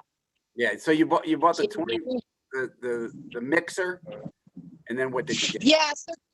Yeah. So the first year, the mixer was $5,000. So that all went on that, and I learned that they charge you extra if you need a semi with a lift gate to deliver your products. I didn't realize that. That was like another extra $200. That was a learning curve. And then the second year, I was fortunate enough to get my entire ask. I was awarded $15,000. I was able to purchase a couple more big pieces of equipment. I was able to use it for a little bit of payroll and then some other smaller equipment. The second year was right as we stepped into lunch service. Prior to that, we were just doing catering and custom cakes and baked goods and things like that. And so it was huge for us to get that second sum of money to be able to help us, because even though we were established, we were opening a restaurant, because doing daily lunch service is very different, than doing catering, where, you say, okay, I know I'm going to have this 50-person job in 2.5 weeks. Lunch services, I may serve 50 people today. I may serve 10. It just depends on the day. I saw somebody had a question, and I'm going to try to. There's a question in the chat about how did you do during COVID, and how did that affect your business, and what did Sure. Yes, I see somebody mentioning about 10 Ike. Yes, 10 Ike's awesome. So my short answer to that question is, well, we're here, still standing and open, which is a lot more than a lot of people can say, especially in our area. I won't lie, it's been tough. At the very beginning of COVID, we lost about $10,000 worth of jobs in one day. Wow. And that was sort of like, okay, here we go. And I called my insurance company and I said, so what, is there any policy for this? What's going on? And it's really nice, as a side note, to have an insurance company where you can call them and, as a friend, say, this just happened. What the heck's going on? Is there anything that we can do? And she said, you're my first phone call, but I told my bosses that more phone calls like this were going to happen. And unfortunately, their answer was, yeah, we have no idea, which isn't exactly comforting, but really nobody knew. But we've been trying new things. We've been, we've had a great foothold in the local farmers market, which has helped us a lot and get us in front of our local community even more. And I would say, all in all, thankfully, we're doing okay. Yes, it's tough. We've applied for some local county grants, which we have gotten, which has been a big help. At one point during all this, we had to cut everybody off. We had a meeting with our staff and we said, look, they're shutting the center down, which was a guaranteed like 30 lunches a day for us. So that was a big lump sum. And of course, with everything shutting down, everybody was canceling catering jobs. Everybody was canceling everything. And we said, you know, we just said, look, everybody, you know, it's just going to be Zach and I, and we literally took it day by day. We said, if we don't make X number of dollars today, we are closing. And by some miracle, somebody would come and swing in and place a huge order. And it's like, okay, well, we live for another day, and not closing permanently, just closing for, you know, a couple weeks or something, because a lot of restaurants shut down for 2 weeks. And we said, you know, we're in a really good situation. We're already set up for carry out. We are set up to handle this. Let's try to stay open as much as we can. We'll do the special day by day. We'll see what we have, you know, in the freezer or leftovers or extra, and we'll make our special with that. And that's what we did for about 3 weeks. And then Easter hit last year, and it was like somebody flipped a switch, and we became the busiest we have ever been. And But then you hire people back then. Huh? You hire people back. Oh, of course. Yeah, we actually hired people, which was awesome. And we're now, the girl that we hired last year for the spring and summer was a local school graduate, and then she's up at CIA, and we've actually got her this whole summer as a CIA intern. So that's really cool for us, as we're now an internship site for the CIA, which is the Culinary Institute of America. Oh, everybody was thinking Central Intelligence. Yeah, no.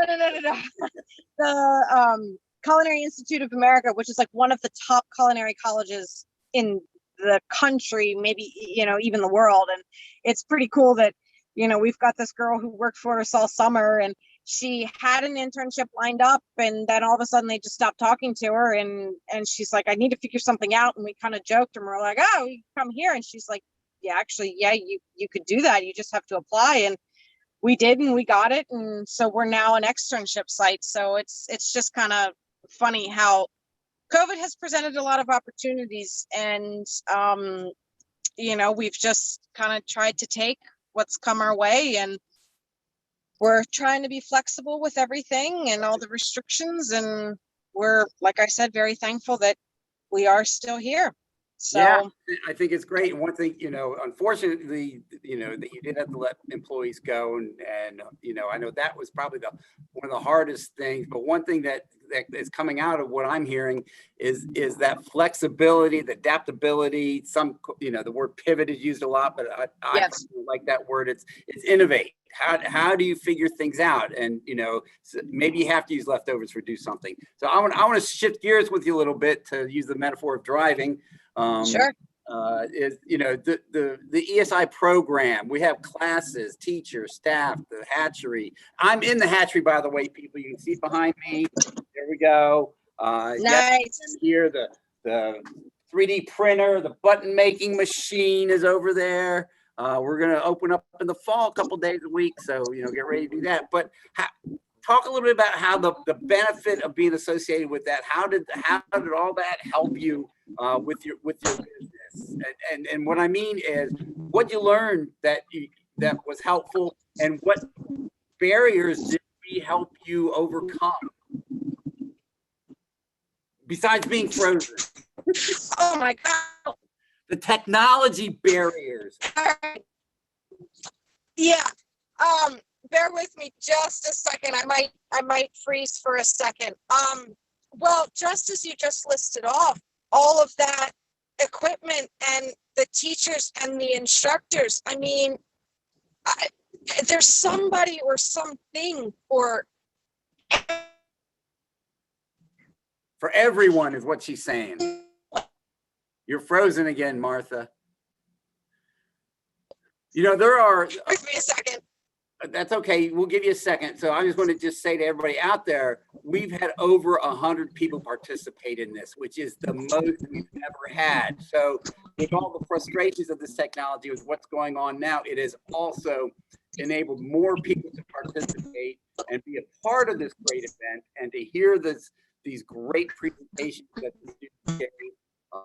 And to participate, because if we were here on campus without COVID, we'd be in a room that holds probably a little over 100 people, and we've never filled it. So today, the fact that you're able to be here, and some people have come in late, some people have had to leave, but we've had, I estimate, about 120 people participate all in all. I've been trying to keep track of that. And people are still coming. So this is great. So the frustration of technology is also an opportunity. And for entrepreneurs, that's the way to look at it. Something that's a frustration, like COVID, absolutely, big one, or technology right now.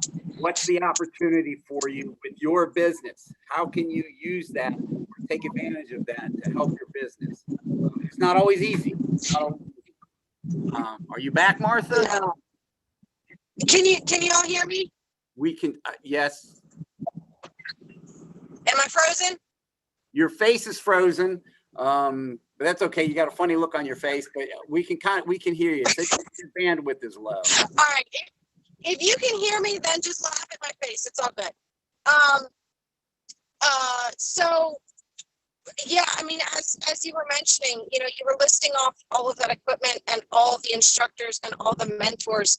There is an opportunity to seek advice and guidance with anything. I mean, even just a week ago, I was emailing Professor Goldenberg. I've graduated from the program 2 years ago, at least. And the center where we are is renewing our contract. And I asked if there was anyone who could help us review that contract. And there is, and someone is going to help us with that. And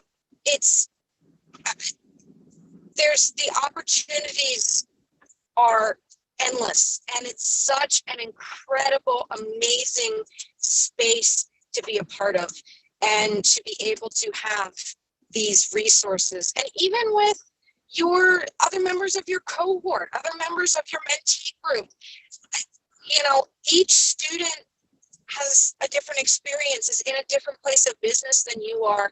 And there's so many opportunities to learn from these other people that you're with and you're able to be with. And it's just, I mean, I could go on forever and ever and ever and talk about how amazing the program it is, because it is. I mean, it's awesome. And there's so much. If you can't find an answer, then, without being blunt, it's your own fault. You're not looking hard enough, because there's so many people that can help you and want to help you.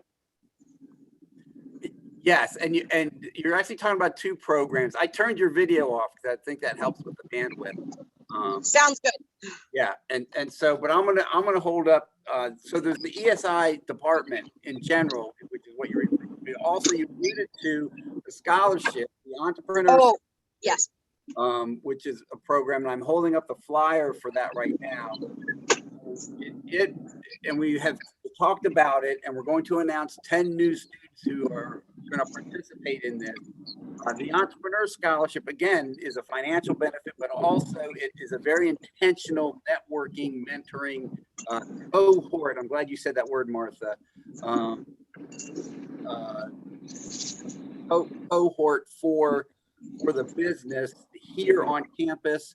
Some meet virtually, meet at different times, and so it's very important. And I see Bruce. Thank you, Bruce, for saying that. SCORE also been a big supporter of this program and has worked with individual students, worked with groups, and provided, I think, judges for today. I think when your SCORE, is that right? I forget. Details more than I do, but SCORE has been very, very helpful for our students. So you've got resources and answers. So you come to me with a question. Well, let me tell you, I don't know everything. I know that's a surprise to some of you to find that out. But what I do is say, okay, let's see where we can go to get that question. You ask me an accounting question, I'm not going to answer it because I'm not an accounting expert, but I'm going to take you. We have some CPAs that work here, and we'll get you in touch with somebody that can know that. You have a legal question, we'll get you in touch. And great resource, and the experience that our SCORE mentors have is just incredible. They have years of experience in business, and they are sharing that freely with our students. So let me tell you, the benefits that you get here through the college, through SCORE, you can't buy that kind of support. You can't buy that kind of help. And we also have a coaching program that was, life coaching program that you heard talk about that with coaching. Well, we have it for our entrepreneurs and our business people, coaching, and it's a great benefit to them. So what, Martha, they're going to be back here soon, but let's just keep chatting. So sure. That you went, now that you started your business, you went through with all this. There's obviously still always a lot to learn. What's one thing you knew before you started your business that you know now that just really there? One thing, and this may seem so silly and trivial. Nothing silly. Is I wish I had started my business with a different phone number. I at the time, I couldn't afford another phone line. I used my personal number. Yeah, I never would have done that. Because it ended up down the road. I couldn't just turn off and get away from the phone. And it was, anytime the phone would ring, I'd pick it up because what if it's a potential client? And yeah, I really wish I had, but now I have a separate phone line and it's all good. But that is definitely something that when I first started out, I should have just started with another phone line. And let's see, man, something else I wish I knew. Well, while you're thinking of that, I can speak to that. If you have a Google account, Google Voice can give you a phone number free, and it will ring on your cell phone, but it tells you that it's a Google Voice phone. It tells you it's your business number. And it also tells you who's calling, so you can answer it or not. It gives you that option. So that would be one free option that Martha, sorry, I didn't know about this till about a year or so ago. So I couldn't have helped you with that. But another thing about separating personal and business, have a separate business account. Keep all that stuff separate. That's very important. Did you think about what you wanted to say, Martha? Yes, definitely. Yeah, that's definitely another good point, is keeping financials and just keep everything as separate as possible. No, you're financial. Oh, we lost you again. Can y'all hear me? No, you said keep everything, and then we lost you. Yeah. Can you hear me now? No, not really. You're breaking up pretty bad. So I want to hold up this mug with fantasy on it. That was Dalton Leonard was supposed to be with us, and something came up for him. He couldn't, but this was his business. And this cup, the Arundel Community College School of Business and Law Cup, we have a die cut right over here that he made these stickers. This was just around one day. So this is stuff we have here in the hatchery. We have equipment. We have computers. We have a color printer. We have all kinds of stuff to help you with whatever you need. We have a shirt, a sewing machine. We have a t-shirt. What's the word I'm looking for? At that point, can you guys hear me now? Yeah, we can. Okay, sorry about this. We're out in the middle of nowhere, so phone service isn't exactly the best where we live. Like, can you get speaker? Any idea about my geographical location? So I do apologize. Something else that I thought of is if some advice, if you guys have especially for food businesses and stuff like that. I know we had a few people pitching food businesses. Make friends with your local county and health department, because, and this really, especially, like I said, applies to the food businesses. Make friends with them, because ultimately These are the people that are going to decide if you can or can't function in a certain spot. And these are people that you want to have on your good side and you need to have them as an advocate for your business. The health department shouldn't be somebody that's like, you shouldn't be afraid of them. Yes, it's obnoxious when they walk in the middle of lunch service into your kitchen and want to do a check, and that goes just with the county in general, whether you're trying to get a building permit or a permit to put a sign up or just any license at all. They're going to say, yes, you can do this, or no, you can't. And the more you just talk to them and ask them questions and say, hey, I want to do this. How do I do X, Y, and Z? You're going to build a much better relationship with them versus asking for forgiveness after you do something. That whole analogy, better to ask for forgiveness than to ask for permission, does not apply to your county.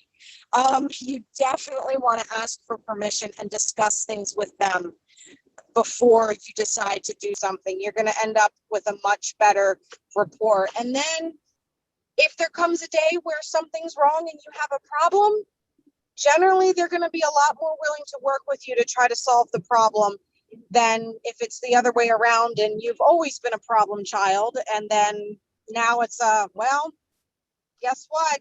We're going to have to shut you down now. So that's just another bit of advice that I would give, is definitely make nice with your county officials, because they kind of hold the chain a little bit as far as what you can and can't do. Well, and that's true no matter what business you go into, because you need, no business owner does it on an island or by themselves, whether, it's a service business, retail, or providing food, whatever it is, you need advocates. And you need friends with your banker, go to a local bank, absolutely, friends with an accountant, with an attorney. Those are people you need on your team, and they also need to like each other. They have to be able to work together. So that's where if you have a good relationship with your bank, hey, what accountants, do you have an accountant that you could recommend, or an attorney? I want to work with somebody, or maybe you have a good attorney, and ask them, what bank would you recommend that you do? And have a separate bank from your personal bank. I go to two banks. I have my business bank and my personal account in another bank. That helps me keep it straight. Mm-hmm. So it's important to have those advocates and to build those relationships, which is really one of the key things that we do in our program, is help students build relationships with each other and with other people and with people in the community, like SCORE or other business people, because it is, you need that help and you need advice, and reach out to people. Maybe you see somebody at this thing, at this event, buy them some coffee. Hey, let's meet at Happy Chicken for lunch. Or maybe, reach out to one of the winners today, one of the finalists today, and say, hey, I like your idea. I'd like to meet with you and just get some ideas off you. Share stories, share ideas. People love to give advice. People love to give help. My SCORE people would answer, right? They would say, yes, we love to give help. They love to help people and give back. That is just so important. And don't be afraid to ask somebody. Don't be afraid. In fact, the book for the Ratcliffe Scholars, and we say Ratcliffe Scholars because 45. Okay, I'm understanding people can't hear me, partly because of Martha's problem. Martha, mute yourself for a minute. See if that helps. There, Martha's muted. Did that help? Chris, did that help? Can you hear me better? Yeah, so Martha, we're going to keep you quiet for a minute. We'll come back to you, but having those relationships with people and building that team, and that's okay, Martha.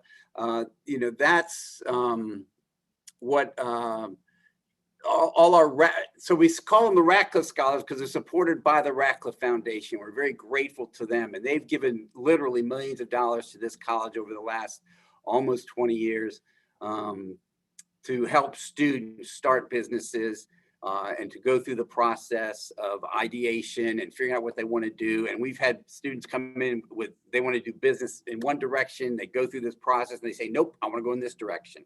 Or they want to go in no directions, or they have 3 more ideas, or they decide to be serial entrepreneurs. And students come here. Some of them are very firm. I think Martha, you were one that said, yes, you're starting your restaurant, your food service. You didn't know exactly what it looked like, but you started that. One of the judges, Christian Hendricks, came here marketing. He was going to start a marketing business, which he did. And then sold it to pay for his honeymoon. It's kind of sweet. SCORE, let me give you an opportunity. Anybody here from SCORE want to say anything? I think that would be a good opportunity for you to do that. Steve, this is Dave Butner. Hi, Dave. Hi. One of the things that you said, I'm going to paraphrase maybe, have a board of directors. And the board of directors would be made up of your lawyers, accountants, CPA, and insurance agents, and be able to get together with them and ask them for helpful suggestions and ask them to comment on your business. This is a great way of getting professional opinions. And even if there are negative comments, you can take that, turn it around, and make lemonade out of lemons. And look for that constructive criticism and opportunities for you to grow. We can't speak highly enough of getting people who are not going to be yes people, people that are going to give you constructive ideas. They may be critical at times, but they're there to help you.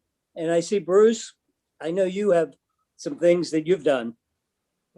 Building relationships throughout your business community, both internal and external, is a must for any business to survive.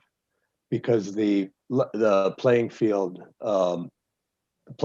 changes a lot of times due to external variables outside your control. But of all the professionals, and I'm speaking biased because I was a commercial insurance agent, your commercial insurance agent is a generalist and has many relationships with attorneys, accountants, and any other professionals that can help you plan ahead. And I'm talking about as your business grows, you're going to have to be looking at succession planning. If you started a business, you're going to have to have an exit plan. So that, if you want to capitalize on your business, if you want to grow it, if you want to sell it, you have to have some form of succession planning going on. And your life insurance agent, your casualty insurance agent are invaluable people in your sphere of people, as Dave said. So use them. It's a two-way street. Always had great relationships in the business community that I also lead on to help my clients. So can't stress that enough.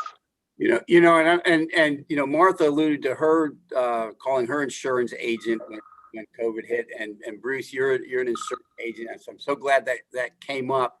And people hate buying insurance, right? You hate buying insurance, but you need it. And because I sold insurance for a while, and it's like, you're trying to sell me insurance. It's like, yes, I am, but you need it. And I want my clients to be successful, right? Bruce, you want your clients to be successful. The accountant wants his or her clients to be successful, because if they're not going to be clients anymore. That's right. And you said it's the way you worded it, Bruce, I forget, it's a partnership. It's win-win. If my business does well, if your business does well, we all do well. We all do well, right? And so that the board of directors that Dave was alluding to, and I think you're implying that you would not be paying them at this point, but you might do business with them, which are two different things. You're not paying them on the board of directors, but they might be your insurance agent or be exactly. So, now, regard to insurance, said another way, insurance you have to have and you hope you never need it. That's right. Okay.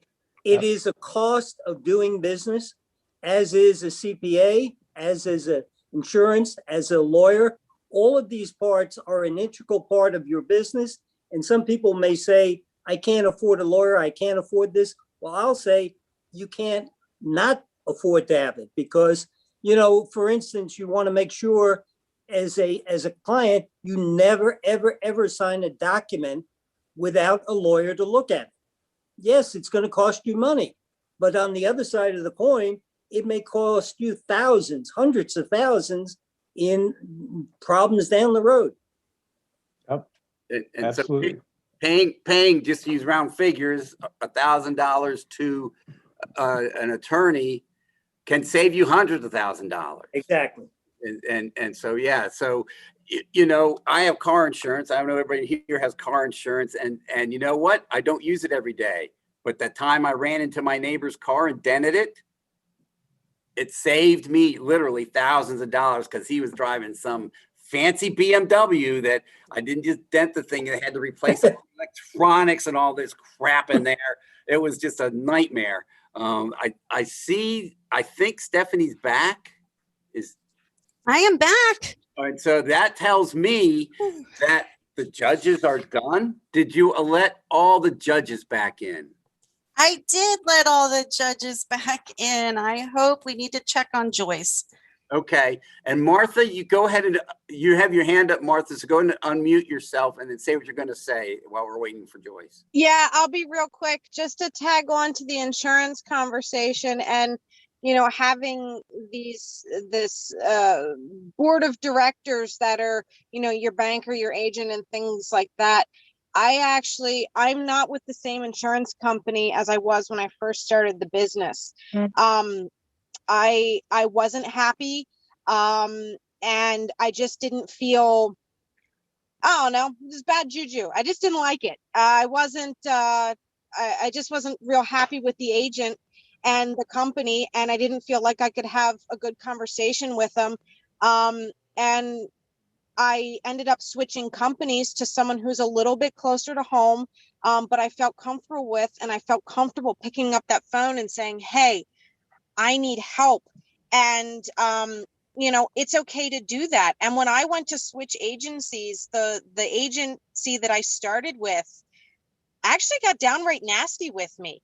And was like, well, you're not going to find a cheaper policy, and a cheaper policy isn't always a better policy. And I told the guy, I was like, well, actually, you're right. It's not a cheaper policy. It's a more expensive policy, but I'm happier with this agency. They're closer to home. And, you know, I'm sorry, but I feel like it's a better move for our business. And even though there's hard decisions that you'll have to make like that, I love my agency now. It's great. And like I said earlier, COVID, I called them and said, what's up, guys? Is there going to be anything that we can do about this?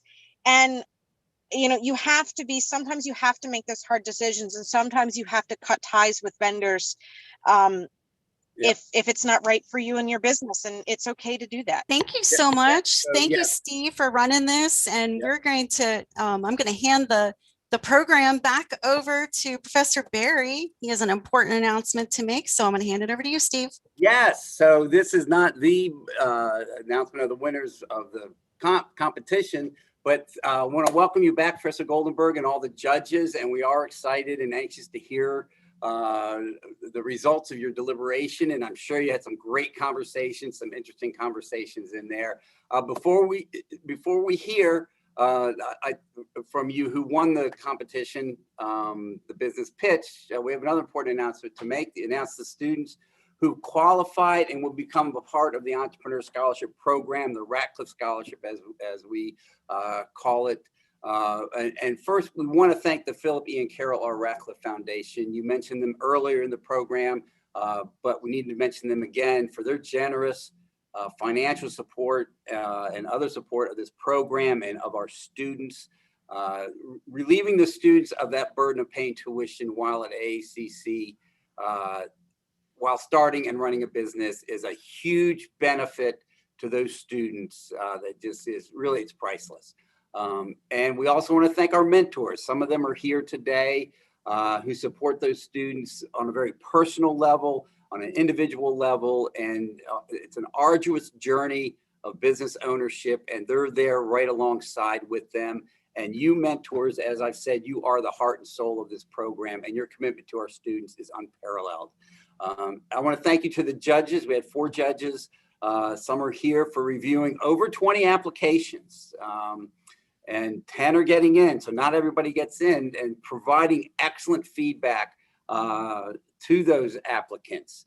To that end, thank you. If you don't hear your name called, if you are an applicant for the Entrepreneur Scholarship and you do not hear your name called, do not give up. I will offer to you, I'll meet with you, we'll review what the judges said. We'll go over your application, and then you can reapply. Okay, this isn't one and done. You can reapply. The deadline will be July 15th, so you have time. You also have your application started. We'll just have to improve it in ways that the judges, the feedback that our judges have given you.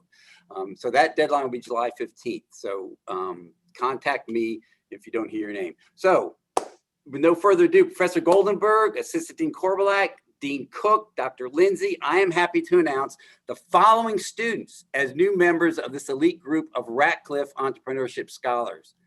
1, Alexandra Bell from Pasadena is opening a beauty and personal care business.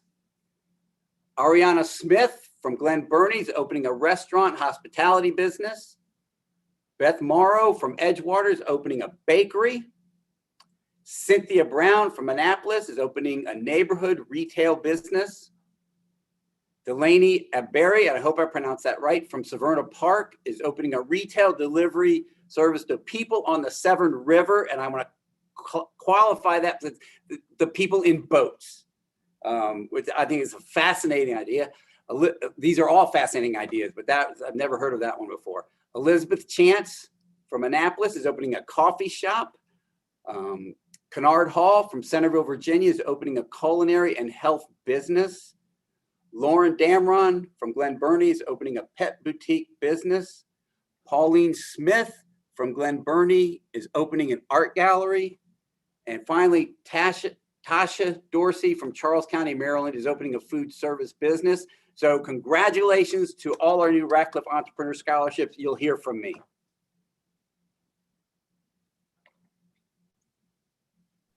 Excellent. And I will hand it back to you. All right. Thank you so much, Steve, and congratulations to all of our new scholars. And now for the awards. You all voted right before break, and you chose the business pitch that will receive the $500 Fan Favorite Award. And tonight's award is given to Muted Beer Garden. Thank you, Yay. everyone. You're welcome. And now back to Stephanie. I'll just remind everybody to keep your mic muted so that you don't pop into our announcements. So Kennard, thank you so much. If everybody could just stay muted, please, so we can make our announcement. Thank you. Congratulations to our new scholars. We're so proud of you. And now for the awards. I know it was a really difficult decision.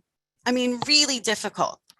The judges worked hard to determine the awards for today, and we're going to announce each business and the amount they will receive. Please note that each business requested different amounts. So again, there was no first, second, or third place, and we'll announce in reverse order of dollars awarded. And I'm going to hand it back to Stacy. All right, our first award today is in the amount of $1,000, and it goes to Coach Alex Ray. Congratulations. Thank you. You're welcome. Our next award is also for $1,000, and that will be going to Muted Beer Garden.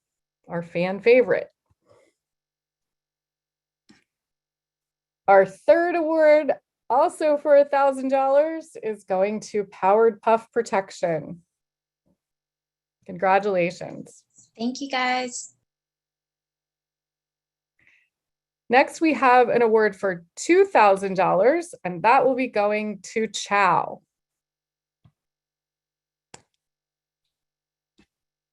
Our fifth award today is for $5,000, and that is going to Clover Run Riding. Congratulations. Our sixth award for $10,000 is going to the Annapolis Social League. Congratulations. 3 to go. Our seventh award, also for $10,000, will be going to Baked and Brunch. Congratulations. And then our eighth award, also for $10,000, will be going to Prepared for Tech. Congratulations to you. And our final award tonight, also for $10,000, is going to Raquel RX. Congratulations, Kirk, everyone. Yes, yes. Thank you. Congratulations, congratulations. Woohoo! Thank you. Congratulations, everyone. We're so proud of all of you, of our scholars, our business pitch competition finalists. And to share just a few words, please join me again in thanking and welcoming Tina Davenport, Board of Trustee of the Radcliffe Foundation, just to say a couple words. Tina?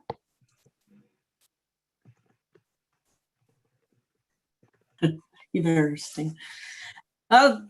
Congratulations to everybody. It was another great year, and it's an honor for the Radcliffe Foundation to partner with Arundel Community College. It's one of our longest running programs, both the entrepreneurship and the competition. So it's a great honor to participate. And we wish everyone well, great presentations, and I look forward to seeing the new scholars next year. So thank you all, and I hope to see you all next year, maybe live. Let's hope. I'm going to hand it back over to Stacy. Thank you so much, Tina. Thank you, Tina. Thank you to our sponsor. The Radcliffe Foundation has just been an amazing supporter of our student entrepreneurs. And now for our closing remarks, please welcome our Dean, Karen Cook. Thank you, Stacy. Wow, that was an exciting event, as always. You know, as Dean, I get to attend a lot of outstanding events put on at our school, but I have to say, don't tell anybody, that this is absolutely one of my favorite events for sure.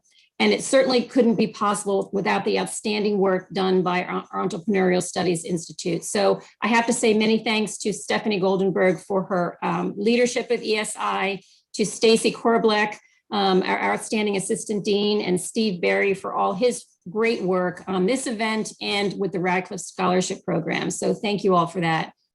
I may be standing in the way of you and dinner, but please indulge me for a few final thank yous. Again, thank you to the Radcliffe Foundation, Tina and Carlene. Obviously, none of this would be possible without your wonderful generosity and support. So thank you. Thank you to our judges. Again, we appreciate the time you took to review, provide feedback, ask questions, and evaluate and determine the awards. Thank you also to our large group of volunteer coaches, our workshop presenters, our past business pitch finalists and attendees, and of course, our amazing team of mentors and faculty who help promote this opportunity and prepare our students. Thanks to our staff who worked very hard behind the scenes for many months to make this happen. Just like so many things that are worth doing, right? It takes a village to put on an outstanding event. Finally, and very, very importantly, thank you to all of our students for working so hard, for supporting each other and making us very proud today. You all did an amazing job, and you should be really proud of yourselves. It was a great day. Thanks everyone for being here to support our students. We hope to see you again at a future event, and I hope everyone has a wonderful, wonderful evening. Thank you all. Thank you so much. And we'll stick around if you want to chat. But This concludes our event officially, but we will be here for our virtual networking if you'd like to stick around. Thank you, Karen. Thank you, Stacy. Thank you, Steve. Glad to be part of it. It was awesome. Great job, everyone. Thank you, judges and everyone else. Thank you. Congratulations to everybody. Steve, thank you. You talked me through this from the last time. Hey, you know, I'm 100%. Everybody who comes to me and gets feedback has gotten it.